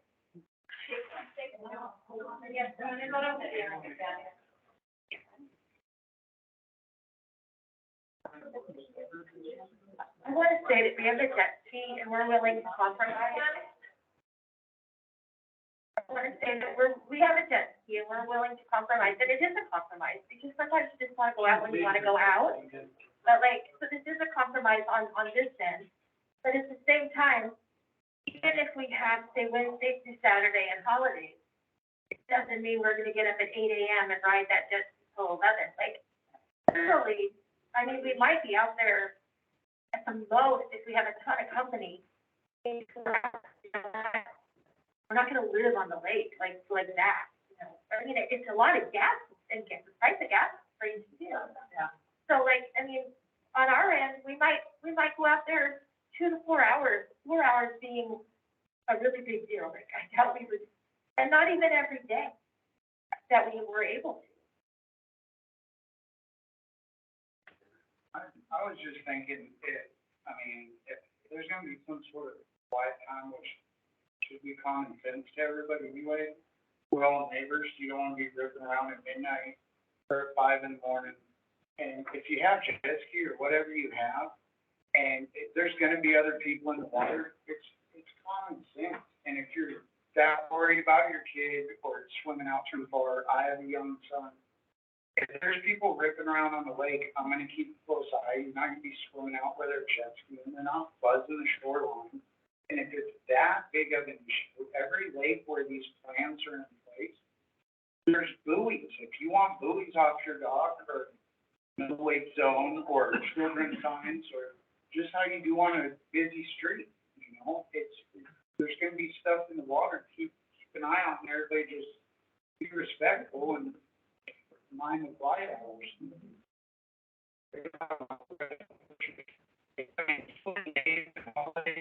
Holidays. What weekends? If we have family, it's just great.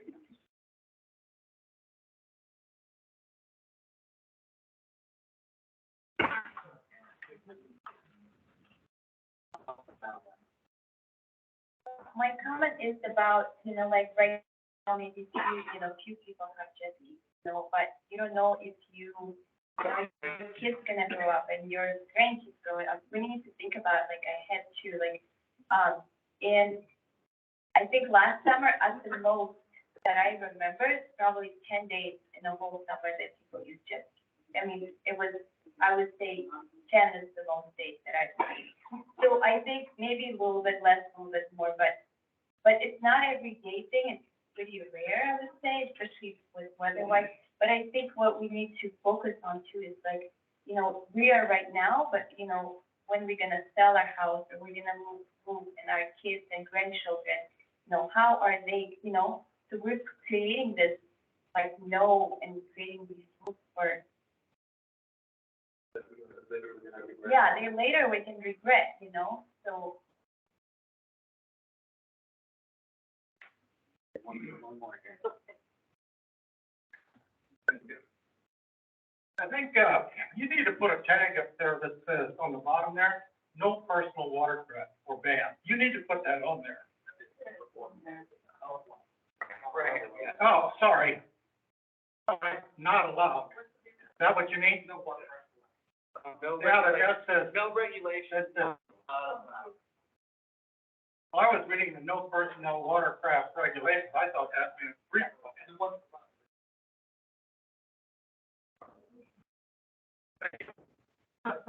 And any other questions?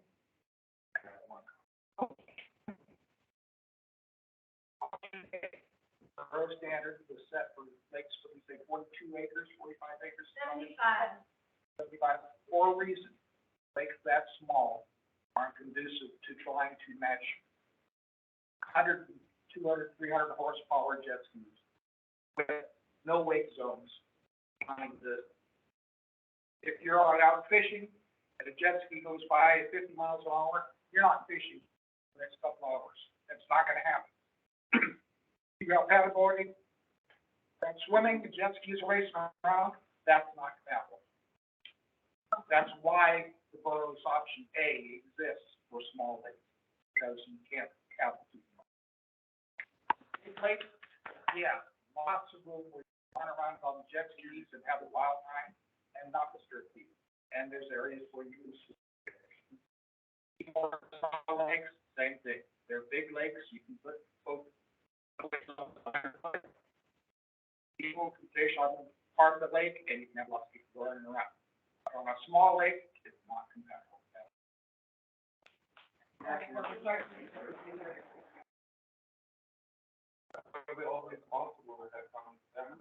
These regulations aren't just for us, it's for the public. That's what we're trying to create here. So, I kind of hate to do this, but, because it feels like we'd be moving backwards. However, I feel like this going around and around and around about each of the options, even though it was meant to be a little bit empowering for you guys in the sense that you could choose what you wanted and choose what you didn't want.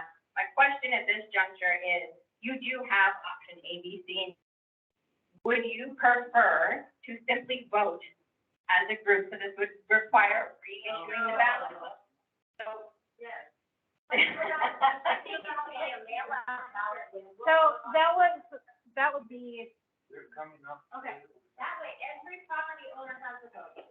So, the way that this would essentially work, and this, maybe it's not going backwards, maybe we are just correcting course, because I think that it is very clear that the way that we were trying to go about things is probably not the right way. Like, it's not working here. So let's figure out something that's gonna work. Instead of beating our heads against this piece of paper for the next hour and a half, because this room is reserved until 7. So what we can do is have people turn their ballots in, not vote tonight. And I can write up a new ballot, and I can say, here's option A, B, C, and here's option D. Voting, because so many people's votes would get split between, like, these two and these two, like, these two are very similar, and those two are very similar. So getting somebody's, but both options have different options for, let's say, timeshares, and both have options where personal watercraft is completely banned. So if you are okay with doing a ranked choice voting, and if anybody needs me to explain what ranked choice is, well, then do you just want me to do option C and option D, because that's what you guys all came up with? I'll take the 50-foot shoreline wake zone out. I only did that because of the buck. I will take the 50 feet from shoreline out of option D. I will keep option C, if you guys are okay with it, as is. And who came up with option D want to either choose a Wednesday through Saturday, or if you like even days of the month more, then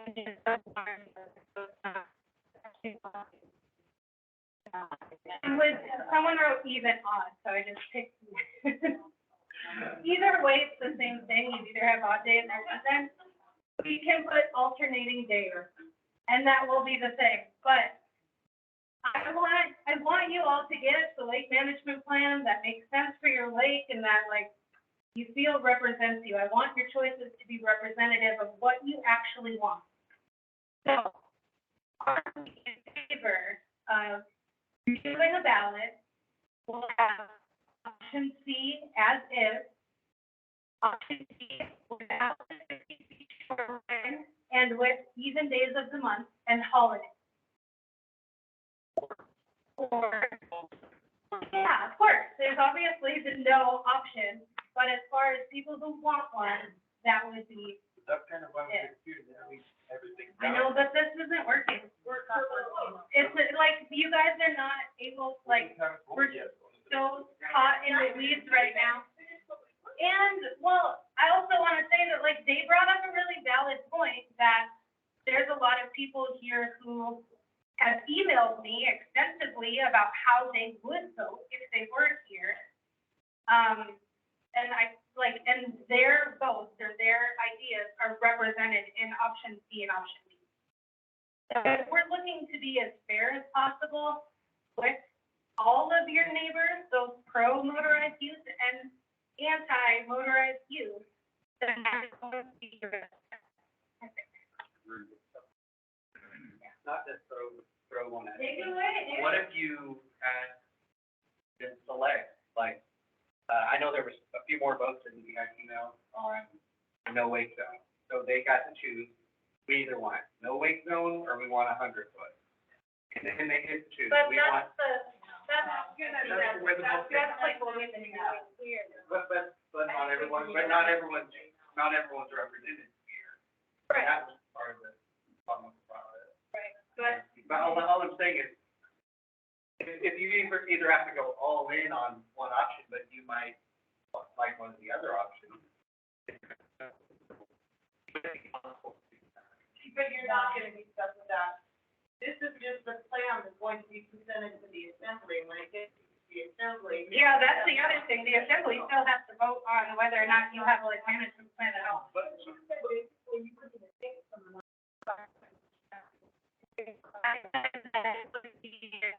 Good idea for you all to have something that was like 60 to 70% supported, because they're going to listen to both sides.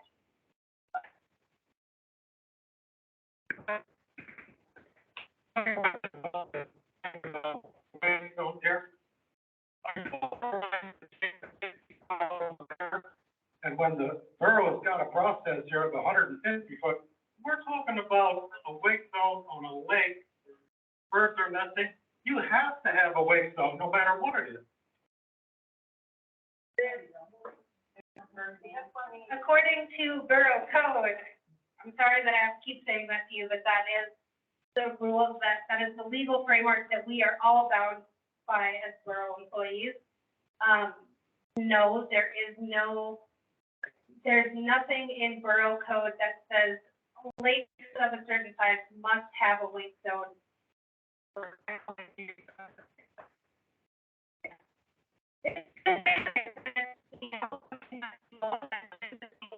Quality of life that you want to protect.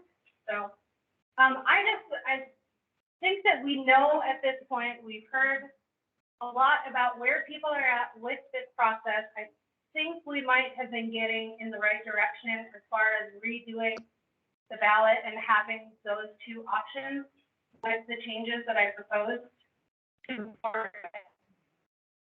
Are we in agreement that that is something that everybody could work for? Yes? It's a compromise. It's a compromise. I have one no. How many other no's do I have? So if we have three options essentially, one is no lake management plan. One is a lake management plan that has the regulations that you all drafted, and the other one is a lake management plan with regulations that they drafted. And you're voting between those three in a ranked choice voting. How does that not meet your expectations of like what we would be doing here, which is essentially you're still choosing one of these. And it's just already That's kind what we're doing, with two of them, we're narrowing into the one, compromising something, and then just put in between no like management or some kind of compromise. So, and then people have to decide. You have to have it where choose one of the options you're gonna put out. And you vote yes or no on the lake management plan, and if the vote is majority yes, then you vote on which one of the ones. right? Three options, and you put, this is my first choice, this is my second choice, this is my third choice. And then if the first choice doesn't have a majority, then you take those votes, you bring them down, and you get, like, you narrow it down that way. So it would just be a split vote between three, it would have to be ranked choice. Yes, and I think that it's an option D for people who want to compromise. Option D is for people who want to compromise, and option C is for people who don't want to compromise, and they just want to shut it down. So it's like, we're all split anyway, so what's the problem with that? It feels like, to me, there was a lot of people who kind of wasn't sure what they're doing and what the lake management was. After kind of they got involved in this, and then they kind of saw the whole picture. And I think there's a lot of people who kind of changed their mind because they were not sure where they're going to, and now they want to kind of go back to say, okay, well, I don't care about this lake management. I would rather have no lake management at all. That would still be an option. And that's an option, but we have to kind of narrow it down. So the narrowing down has already happened with the one that you guys created and the options. So these two, the option C and option D on the screen, those would be the two options, and then the third would be no lake management plan. But you're saying we would vote like first option, second, third, and then I would recommend that. Yeah, absolutely. Because like you said, there are, like, sometimes people would rather, like, your first vote would be a no, and your second vote would be the compromise.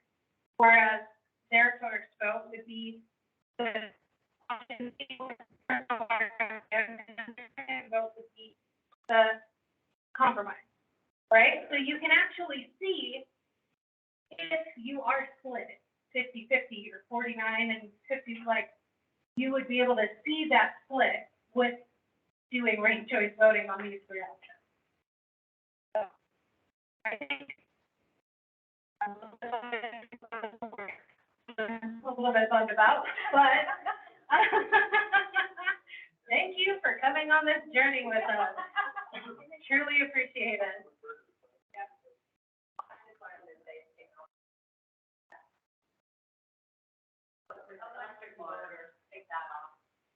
Oh, did I have that here? Okay, sorry. Okay, who's writing notes? Okay. Thanks, Maya. Okay, so you want to take off from option C, electric motor only, and what was the other thing you said? Okay, so it doesn't, yeah, it does not have to be on there. And if you guys also don't want to vote on quiet hours, you don't have to, but if you want to leave those on, we can leave those on. If you want to take quiet hours off and just go by the borough standard, that's already in existence. You want to leave them? Okay. Okay.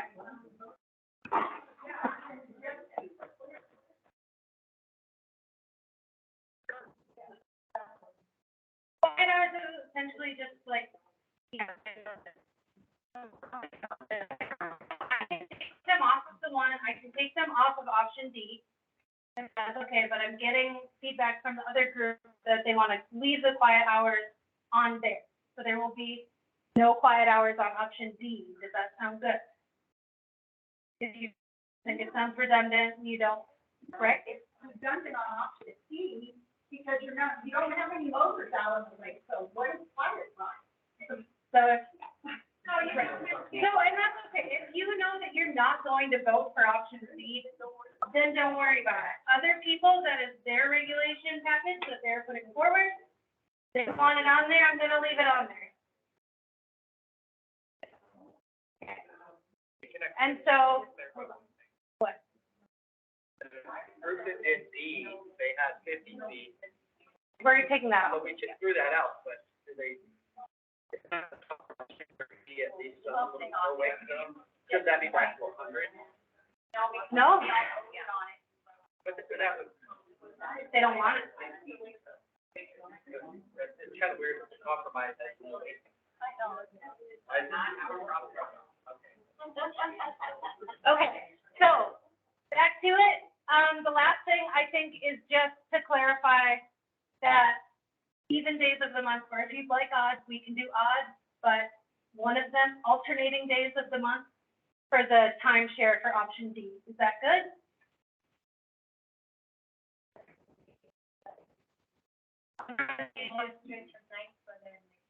Yes. It would be different every month. Okay. Can you represent how it's gonna look at the end? For example, can you make it drawing like a 1, 2, 3 option, and then how many people voted for option? Just as a Yeah. theory. Not only did we bring a lot of Post-its, we brought a lot of flip charts too. So I'm glad you asked.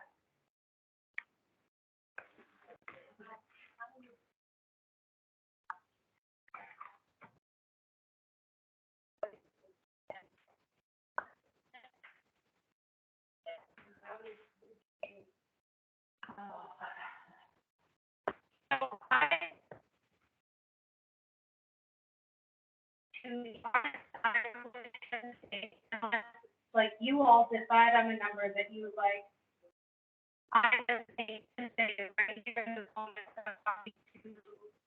The planning department director, because this is essentially falls under department policy about sending out like a ballot. So I would hesitate to say it has to be 51% or 60 or 70.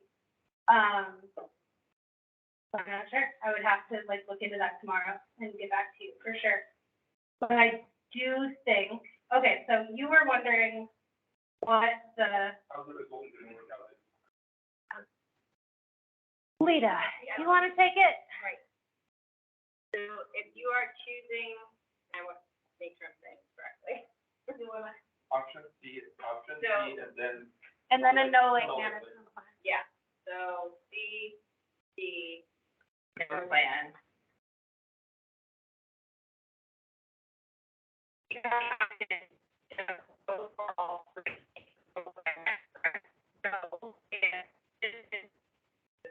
This is your 1, 2. Why would you go through if you vote for 1 or 2? So, the idea is that maybe somebody else votes, right? And then, so, essentially the idea that you don't get a majority out of one, you scoop them into the next highest majority. The idea is that you likely get closer to an actual consensus as opposed to giving people black or white. Also, I think this is fun for people to look into and learn because Alaska now has ranked choice voting for your election. So if you didn't know that, fun fact. You carry that one more further, can you give to me? You know, 'cause right now you only have 2, they all equal 4, but if you share it, 1, Yes. 4, 4, you'll see the meat. County, So 3 on D. 3 on T. And then you And add then up. after that, we should- So, equals. So, 5, 7, and 6. Right. You withdraw out the 5 because it's the most. Yes. And And then their second. And then their second choice then gets distributed to the two that are left.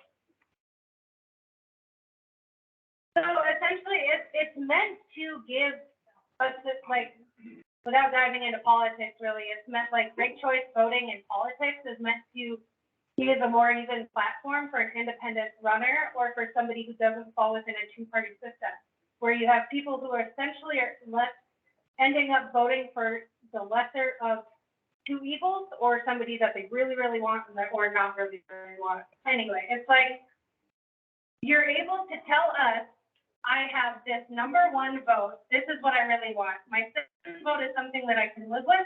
My third vote is something that I definitely would rather not live with, but I have to choose three because there's three options. And so through this, we can see, well, one, is there a very clear majority where everybody, let's say 100% of you said, I want option D. Then we would know, and we wouldn't have to do any sort of recalculation with your second and your third, because there would be a really clearly defined winner. What I need to figure out is what that percentage looks like. I mean, I will say for the ballot and the petition, so if we're just basing this off of borough standards, what the process thus far has looked like, it probably will be a simple majority, because that's what the ballot tonight was going to be, and that's what the ballot process and the petition process has been for like management planning. So I would gear up for that. And then if it is not, if we say we have a 30-30-30 split or something like that, the lowest, that doesn't make sense. But anyway, the option that has the lowest amount of votes be taken out. Those people's votes would then get redistributed to the two that are left until you have one very clearly defined. I feel like we need a YouTube video on ranked choice voting because it is. Huh? How did you redistribute them? By their rank. By their rank. You So- distributed them on your ballot. Right, so you vote 1, 2, 3, and then I tally everybody's first winner, like their number one choice. And then if there's a clear winner, then we go with that. If there's not, then you, like, everybody, you, what? You get, yeah. So, it's confusing. It's confusing, it will be a process.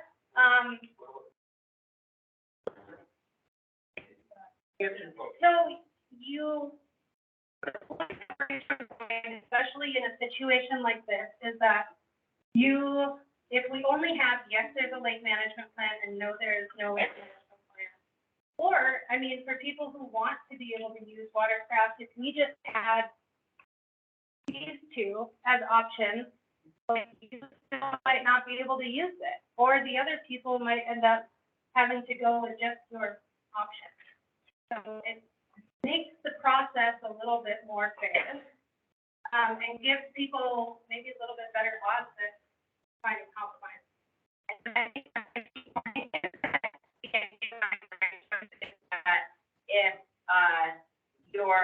If it's clear that most people don't want a plan at all, great, that's your answer, right? However, if there isn't a fair majority that wants one thing or another, they have the opportunity to say, but I could live with this. And if the majority of people can live with some light regulation, great. And if it turns out that not everybody wants a lake management plan, but the majority of everybody else wants intense regulation, right? Then that's what you end up with. So hopefully that explains a little like boots on the ground what it would actually look like. The likelihood is that you would end up with light regulation if you didn't have a fair majority. Yeah, it makes sense. Okay. Are you guys gonna put out a ballot that says, yes, no, this is a compromised ground? Yes, no, compromised ground. So now there's still 4 choices right there. No. Okay, that's what I'm trying to clarify. You're gonna have a yes option, a no option, and a compromise option. You're very close.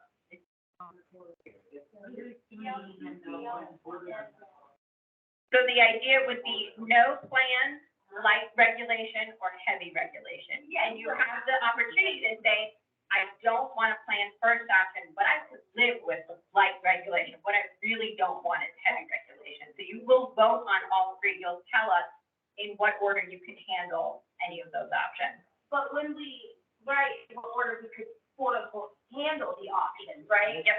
You guys are taking those from either people who really don't want it, or we're like, we compromise a little, and still putting that into effect. So even then, we would be overridden because you would still have people who don't want it voting on it. Correct. Even though it's your mistake.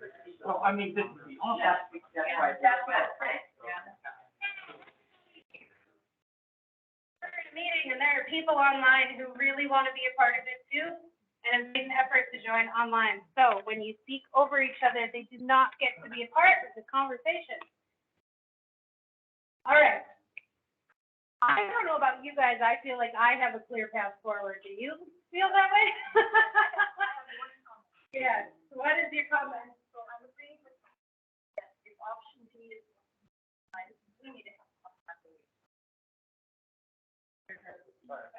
So the comment was that if option D is the option, that it makes sense to have a no wake zone buffer of some sort to protect. I mean, like I said, the idea behind no wake zones really does come down to dock and shore protection. So,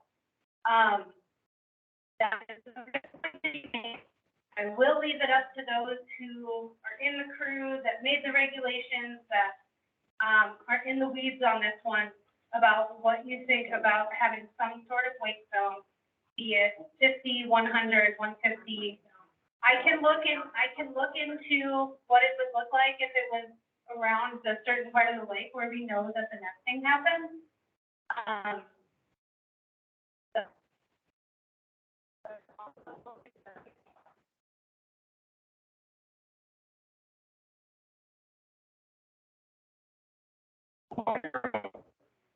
Email that I received, you also had on one of the options, or trying to correct it, it was 30 days that there would be no access around anywhere with news participating. Are you still gonna have that in there on any of those?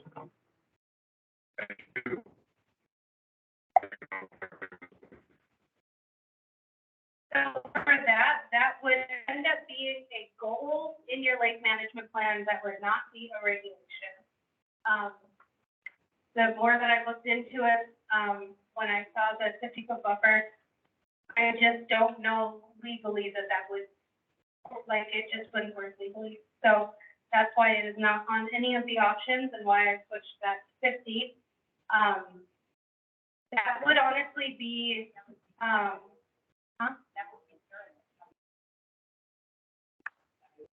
around where the nesting. Okay. Right. So I will look into, if you all would like, what it would look like to write that into our code where it would be a 50-foot buffer, just or a no wake zone on that specific part of the lake where we know that the loop is. Well, I think if it was all the way around the lake, it would take care of everything else, for sure. That's not what we would. Right, but it's compromise, but yeah. Yeah. Okay. Where are we at? Do you want me to look into that?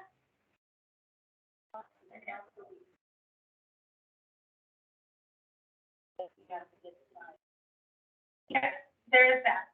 I mean, the sign in front of the nesting, like, that would be on your community to do. That's not gonna be anything that my team would do, or I don't even think DNR would do that. You would get the sign from ADF&G and, get probably a permit from DNR for that. Just real quick, I just wanted to say that I talked to somebody that actually put signs out there a long time ago and they just rip them down. So signs aren't really good.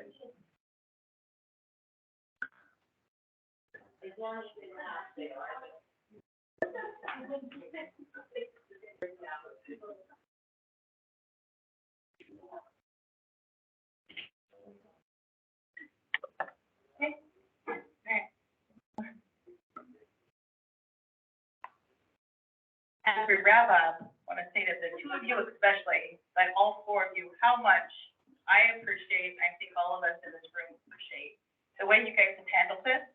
we put you through the ringer, around and around and around, and you've invested a lot of time, no matter what way this goes. I think we owe you a round of applause. Appreciate it.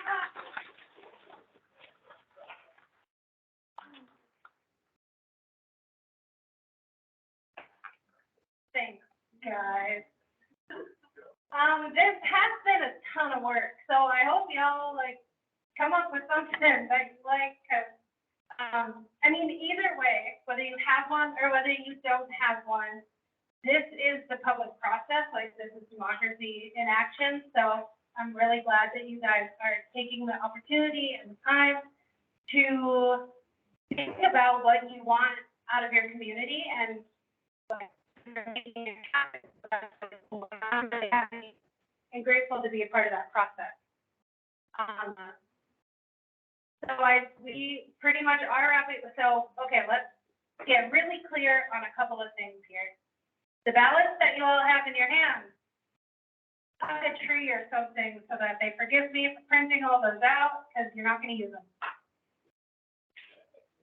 You can rip them up, you can throw them at us, I don't know, whatever. There we go. Okay, you can just leave them with us, we will take them, and that's fine. We are moving forward with a new ballot that's going to have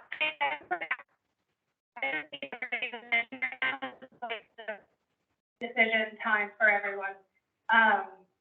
There are going to be 3 options on the new ballot that we will mail to your address. If you did not receive your ballot for the second meeting or for the initiation of the plan, I know that's something with you, so let's make sure to talk after this. And maybe you give me an alternate address or something and I can figure something out. We're going to be mailing you a ballot here, I would say by the end of the week. The choices on the ballot, there's going to be 3. The first choice is going to be option C, as you see it up here. We're going to take out the electric motor only on the motorized use. And I believe that that's the only change to that one. Oh, and take out winter vehicle use, because nobody cares that that is on your lake, and that's cool. The second option is going to be option D. I'm going to take out the no wake zone 50 feet from the shoreline, but I am going to look into what if I can write code to say 50 foot from where we know that there's nesting loons, then I'll contact you guys and we can work through that and have that be part of an option. But what I'm hearing from you is that the only wake zone option that you would like would be around where the loons are nesting. Is that correct? Yes. Yeah. Okay. Okay. So, and then we have decided for both motorized use and personal watercraft, there will be no horsepower limit, and it will be on alternating days as well as holidays. I will choose one. And we can also take winter vehicle use allowed off, because I imagine that you guys are also all for that option. Okay. The third option is going to be no lake management plan whatsoever. They're going to, I will develop a very detailed, probably exhaustively detailed, so I'm going to apologize in advance for that, of how ranked choice voting works. So we are going to do ranked choice. I think it's important with 3 options to make sure that we have the knowledge of what people want, would be okay with, and don't really want, so that if we aren't left with a clear majority, that we can move forward with that. How long until, how long do you have to send it out? 10 days. 10 days, postmarked on the 10th day, so if it's a Friday and it gets to me on a Monday, that's fine. And the options we kind of define holidays. The holidays are federal holidays within the summer, so. Holiday I know. Me personally, I celebrate both National Puppy Day and National Dog Day. Because she will forever be a puppy in my heart. So, yes, I will clarify federal holidays, which is going to be Memorial Day, 4th of July weekend, and Labor Day. Okay? Yes. On option D, on the 50-foot that you're gonna be putting down there away from where the hens are nesting, you need to clarify that it's not just motorized vehicles, it's also paddle boards, kayaks, you've seen all sorts of people go. Yes, and that is if I can even write something like that in, like, there's a really good possibility that there will not be anything like that. I will, however, put a point to add into one of your goals for your lake management plan to, work together to stay 50 feet away from nesting. Just so that it's in the document and people moving forward know that that's important. Yes. Talked about before, maybe we could do regulation on it, but we talked about all the boaters taking a slow turn around the lake, making sure that there's no swimmers or dangers or anything out there. Like start all that, we can put that in our notes. We're gonna take 50 feet from the So, so 50 feet from the shoreline, that is, so, in that, if you agree on that, then I think a 50-foot no wake zone for option D would be, that makes sense for you guys, like, you agree if children play within 50 feet, that. Right by the shore. Yeah, they all, yeah. Oh, yeah.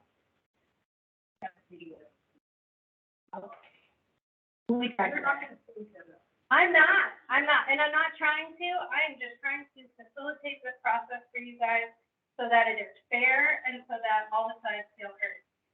And, I think the option that we have going forward, so I'm just going to keep I'm going to keep a wake zone out of option D. That's what I'm hearing. Yeah, okay. How long do you foresee this after you get a final number for it to get? Man, we've been on this slide for a long time. I had a question about the ranked choice voting. This is a lover of democracy and the democratic process. I'm concerned that people who are dead set against the plan and vice versa, if they want a plan no matter what, I'm concerned their votes could possibly be shuffled into the category. I'm not sure, I just want to make sure I understand how it works. So if you are dead set against a plan, you could just put one as your option for no plan and then not have a second or third choice. But if you have a second or a third choice, you're more likely to get something that you want rather than, you know what I mean? Like, you don't have to put 1, 2, 3. You can just put one, but you're gonna end up having your voice be heard a little bit louder if you put 2 and 3, because then we know what your second choice is. We know what everybody's second and third choices are.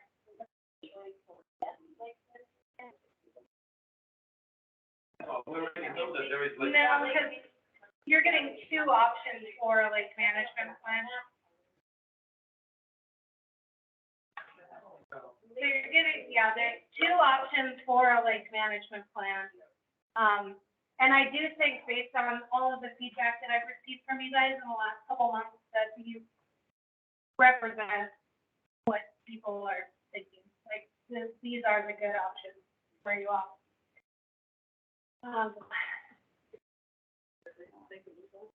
Yeah. Yeah, so we are I have laid out the next step process. There is going to be 10 days after you receive the ballot. If you have any questions whatsoever about what address I have for you, please come and see me now.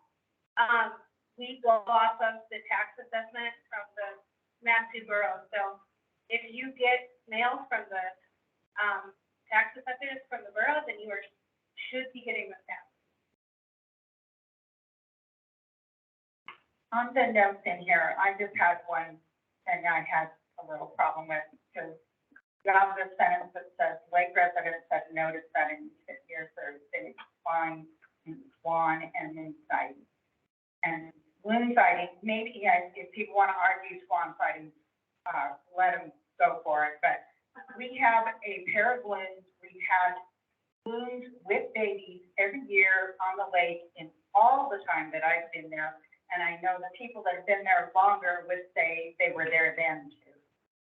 So if you can take out the loon sighting part of that. So, I mean, really, I was just trying to be comprehensive with my, comprehensive and neutral. That is my mantra for you guys. So I can look into that. That was something that people did mention through the public process. So I'm hesitant to take it out, but I could probably word it differently. And normally if there's what doesn't happen to the baby moon, basically it's a field. Oh, yeah, no, for sure. Yeah. Around all the time. Oh, yeah. Yeah. So. All right. I think that we did it. I think that we came to some sort of option to move forward to the last step. Yeah, like I said, I will be giving you a very detailed instruction and probably some YouTube instructional videos on rainforest photos, so get ready. So once we vote and it goes to assembly, okay, and then if it's in a. Oh, and the timeline, sorry. I think this will probably. In assembly, will people like show up and be like other way or this way? Can that be changed again? Is that where one? Yeah, we have to go with the assembly. Don't have to, sorry, I think that was my. Oh, you guys have talked out of microphone. Okay, so this is the tentative timeline, which will now probably have to be switched because we're no longer gonna have a May 6th date cutoff because we're not voting tonight. I need 10 days, and I need at least a day to get the new ballots out and mailed and all that kind of stuff. So, the public process works with going through a planning commission and an assembly, and that you need to have an introduction and a public hearing for both of them. So the planning commission, the earliest that I would have been able to do it would have been May 16th. So that probably pushes it back to June 6th as being the earliest for introduction, and then June 20th for the planning commission. Essentially, the action that they would take is a vote on a resolution in support of the lake management plan or not in support of. So that's what the planning commission is. And that public hearing, anyone can show up, anybody can give a 3-minute testimony to whether or not they support the lake management plan and give the planning commissioners more information or to just hear your side of the story. So you have a chance for public hearing at the planning commission. If the planning commission doesn't do a resolution in support of, does it? Then you're dead. Yeah. So if they vote yes in support of the lake management plan, then you go to an introduction at the assembly. That would essentially be July. So you have 2 holidays in there that we're working around, Memorial Day and 4th of July, and those mess up with the calendars. They push everybody back a month or a week on both of those. So it would end up being the week after, 2 weeks after July 19th, whatever that is, for the introduction to the assembly, where I would end up giving a staff report. And they would probably ask a few questions, but not many. And then after 2 weeks, then it's the public hearing for the assembly. That is when everybody can show up. Once again, give a 3-minute testimony in support of, not in support of. It is not uncommon for assembly and planning commission to, change resolutions and ordinances, within the meeting. However, yeah, we just don't know. They do both. Sometimes they just push things right on through. Sometimes they do go line by line and go through resolutions.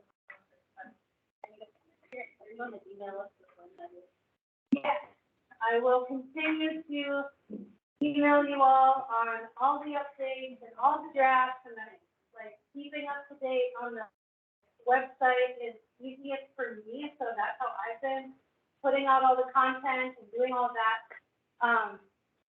So yeah, that is the timeline, and then if the assembly adopts the lake management plan and adopts the regulations into, Borough code, at that point, that's when any sort of regulation that you decide on can actually be enforced by code compliance. So, that would be in, probably the inbox. And to answer your question maybe a little differently, they have the power to make changes to what is proposed. Yeah. It would be very strange for them to do that, because mostly what they're ensuring is that, we follow sort of the public process that we've gone through, which we've done. So it would be, I'm not saying it's not possible, but it would be very strange for them to receive information from the community saying, we would like this thing to happen, and for them to say no or to change it for some reason. Wondering if people like from one state or the other, so also one, I mean, I think Yeah. it could be possible. And I think, yeah, I think it would still be advisable to go and make your voice heard, no matter what the vote shows.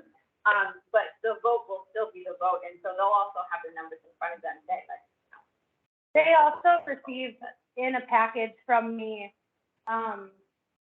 we call it an info, like, memorandum, but essentially, like, I have to write out this entire process for them, and that makes, like, describe exactly how we got to where we are. So if they read that, they will have a good idea of how we got here, and if they don't, then that's what our staff report has to do.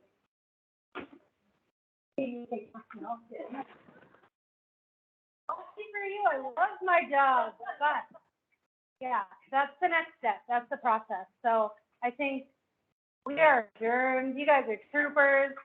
Thank you.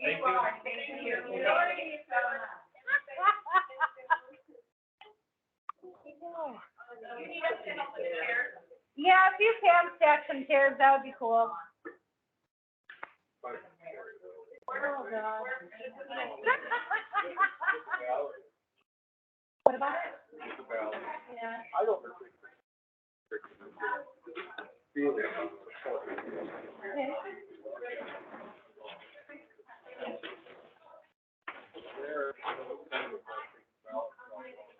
Oh, my office. Yeah. That's what I do. Yeah, absolutely. All right.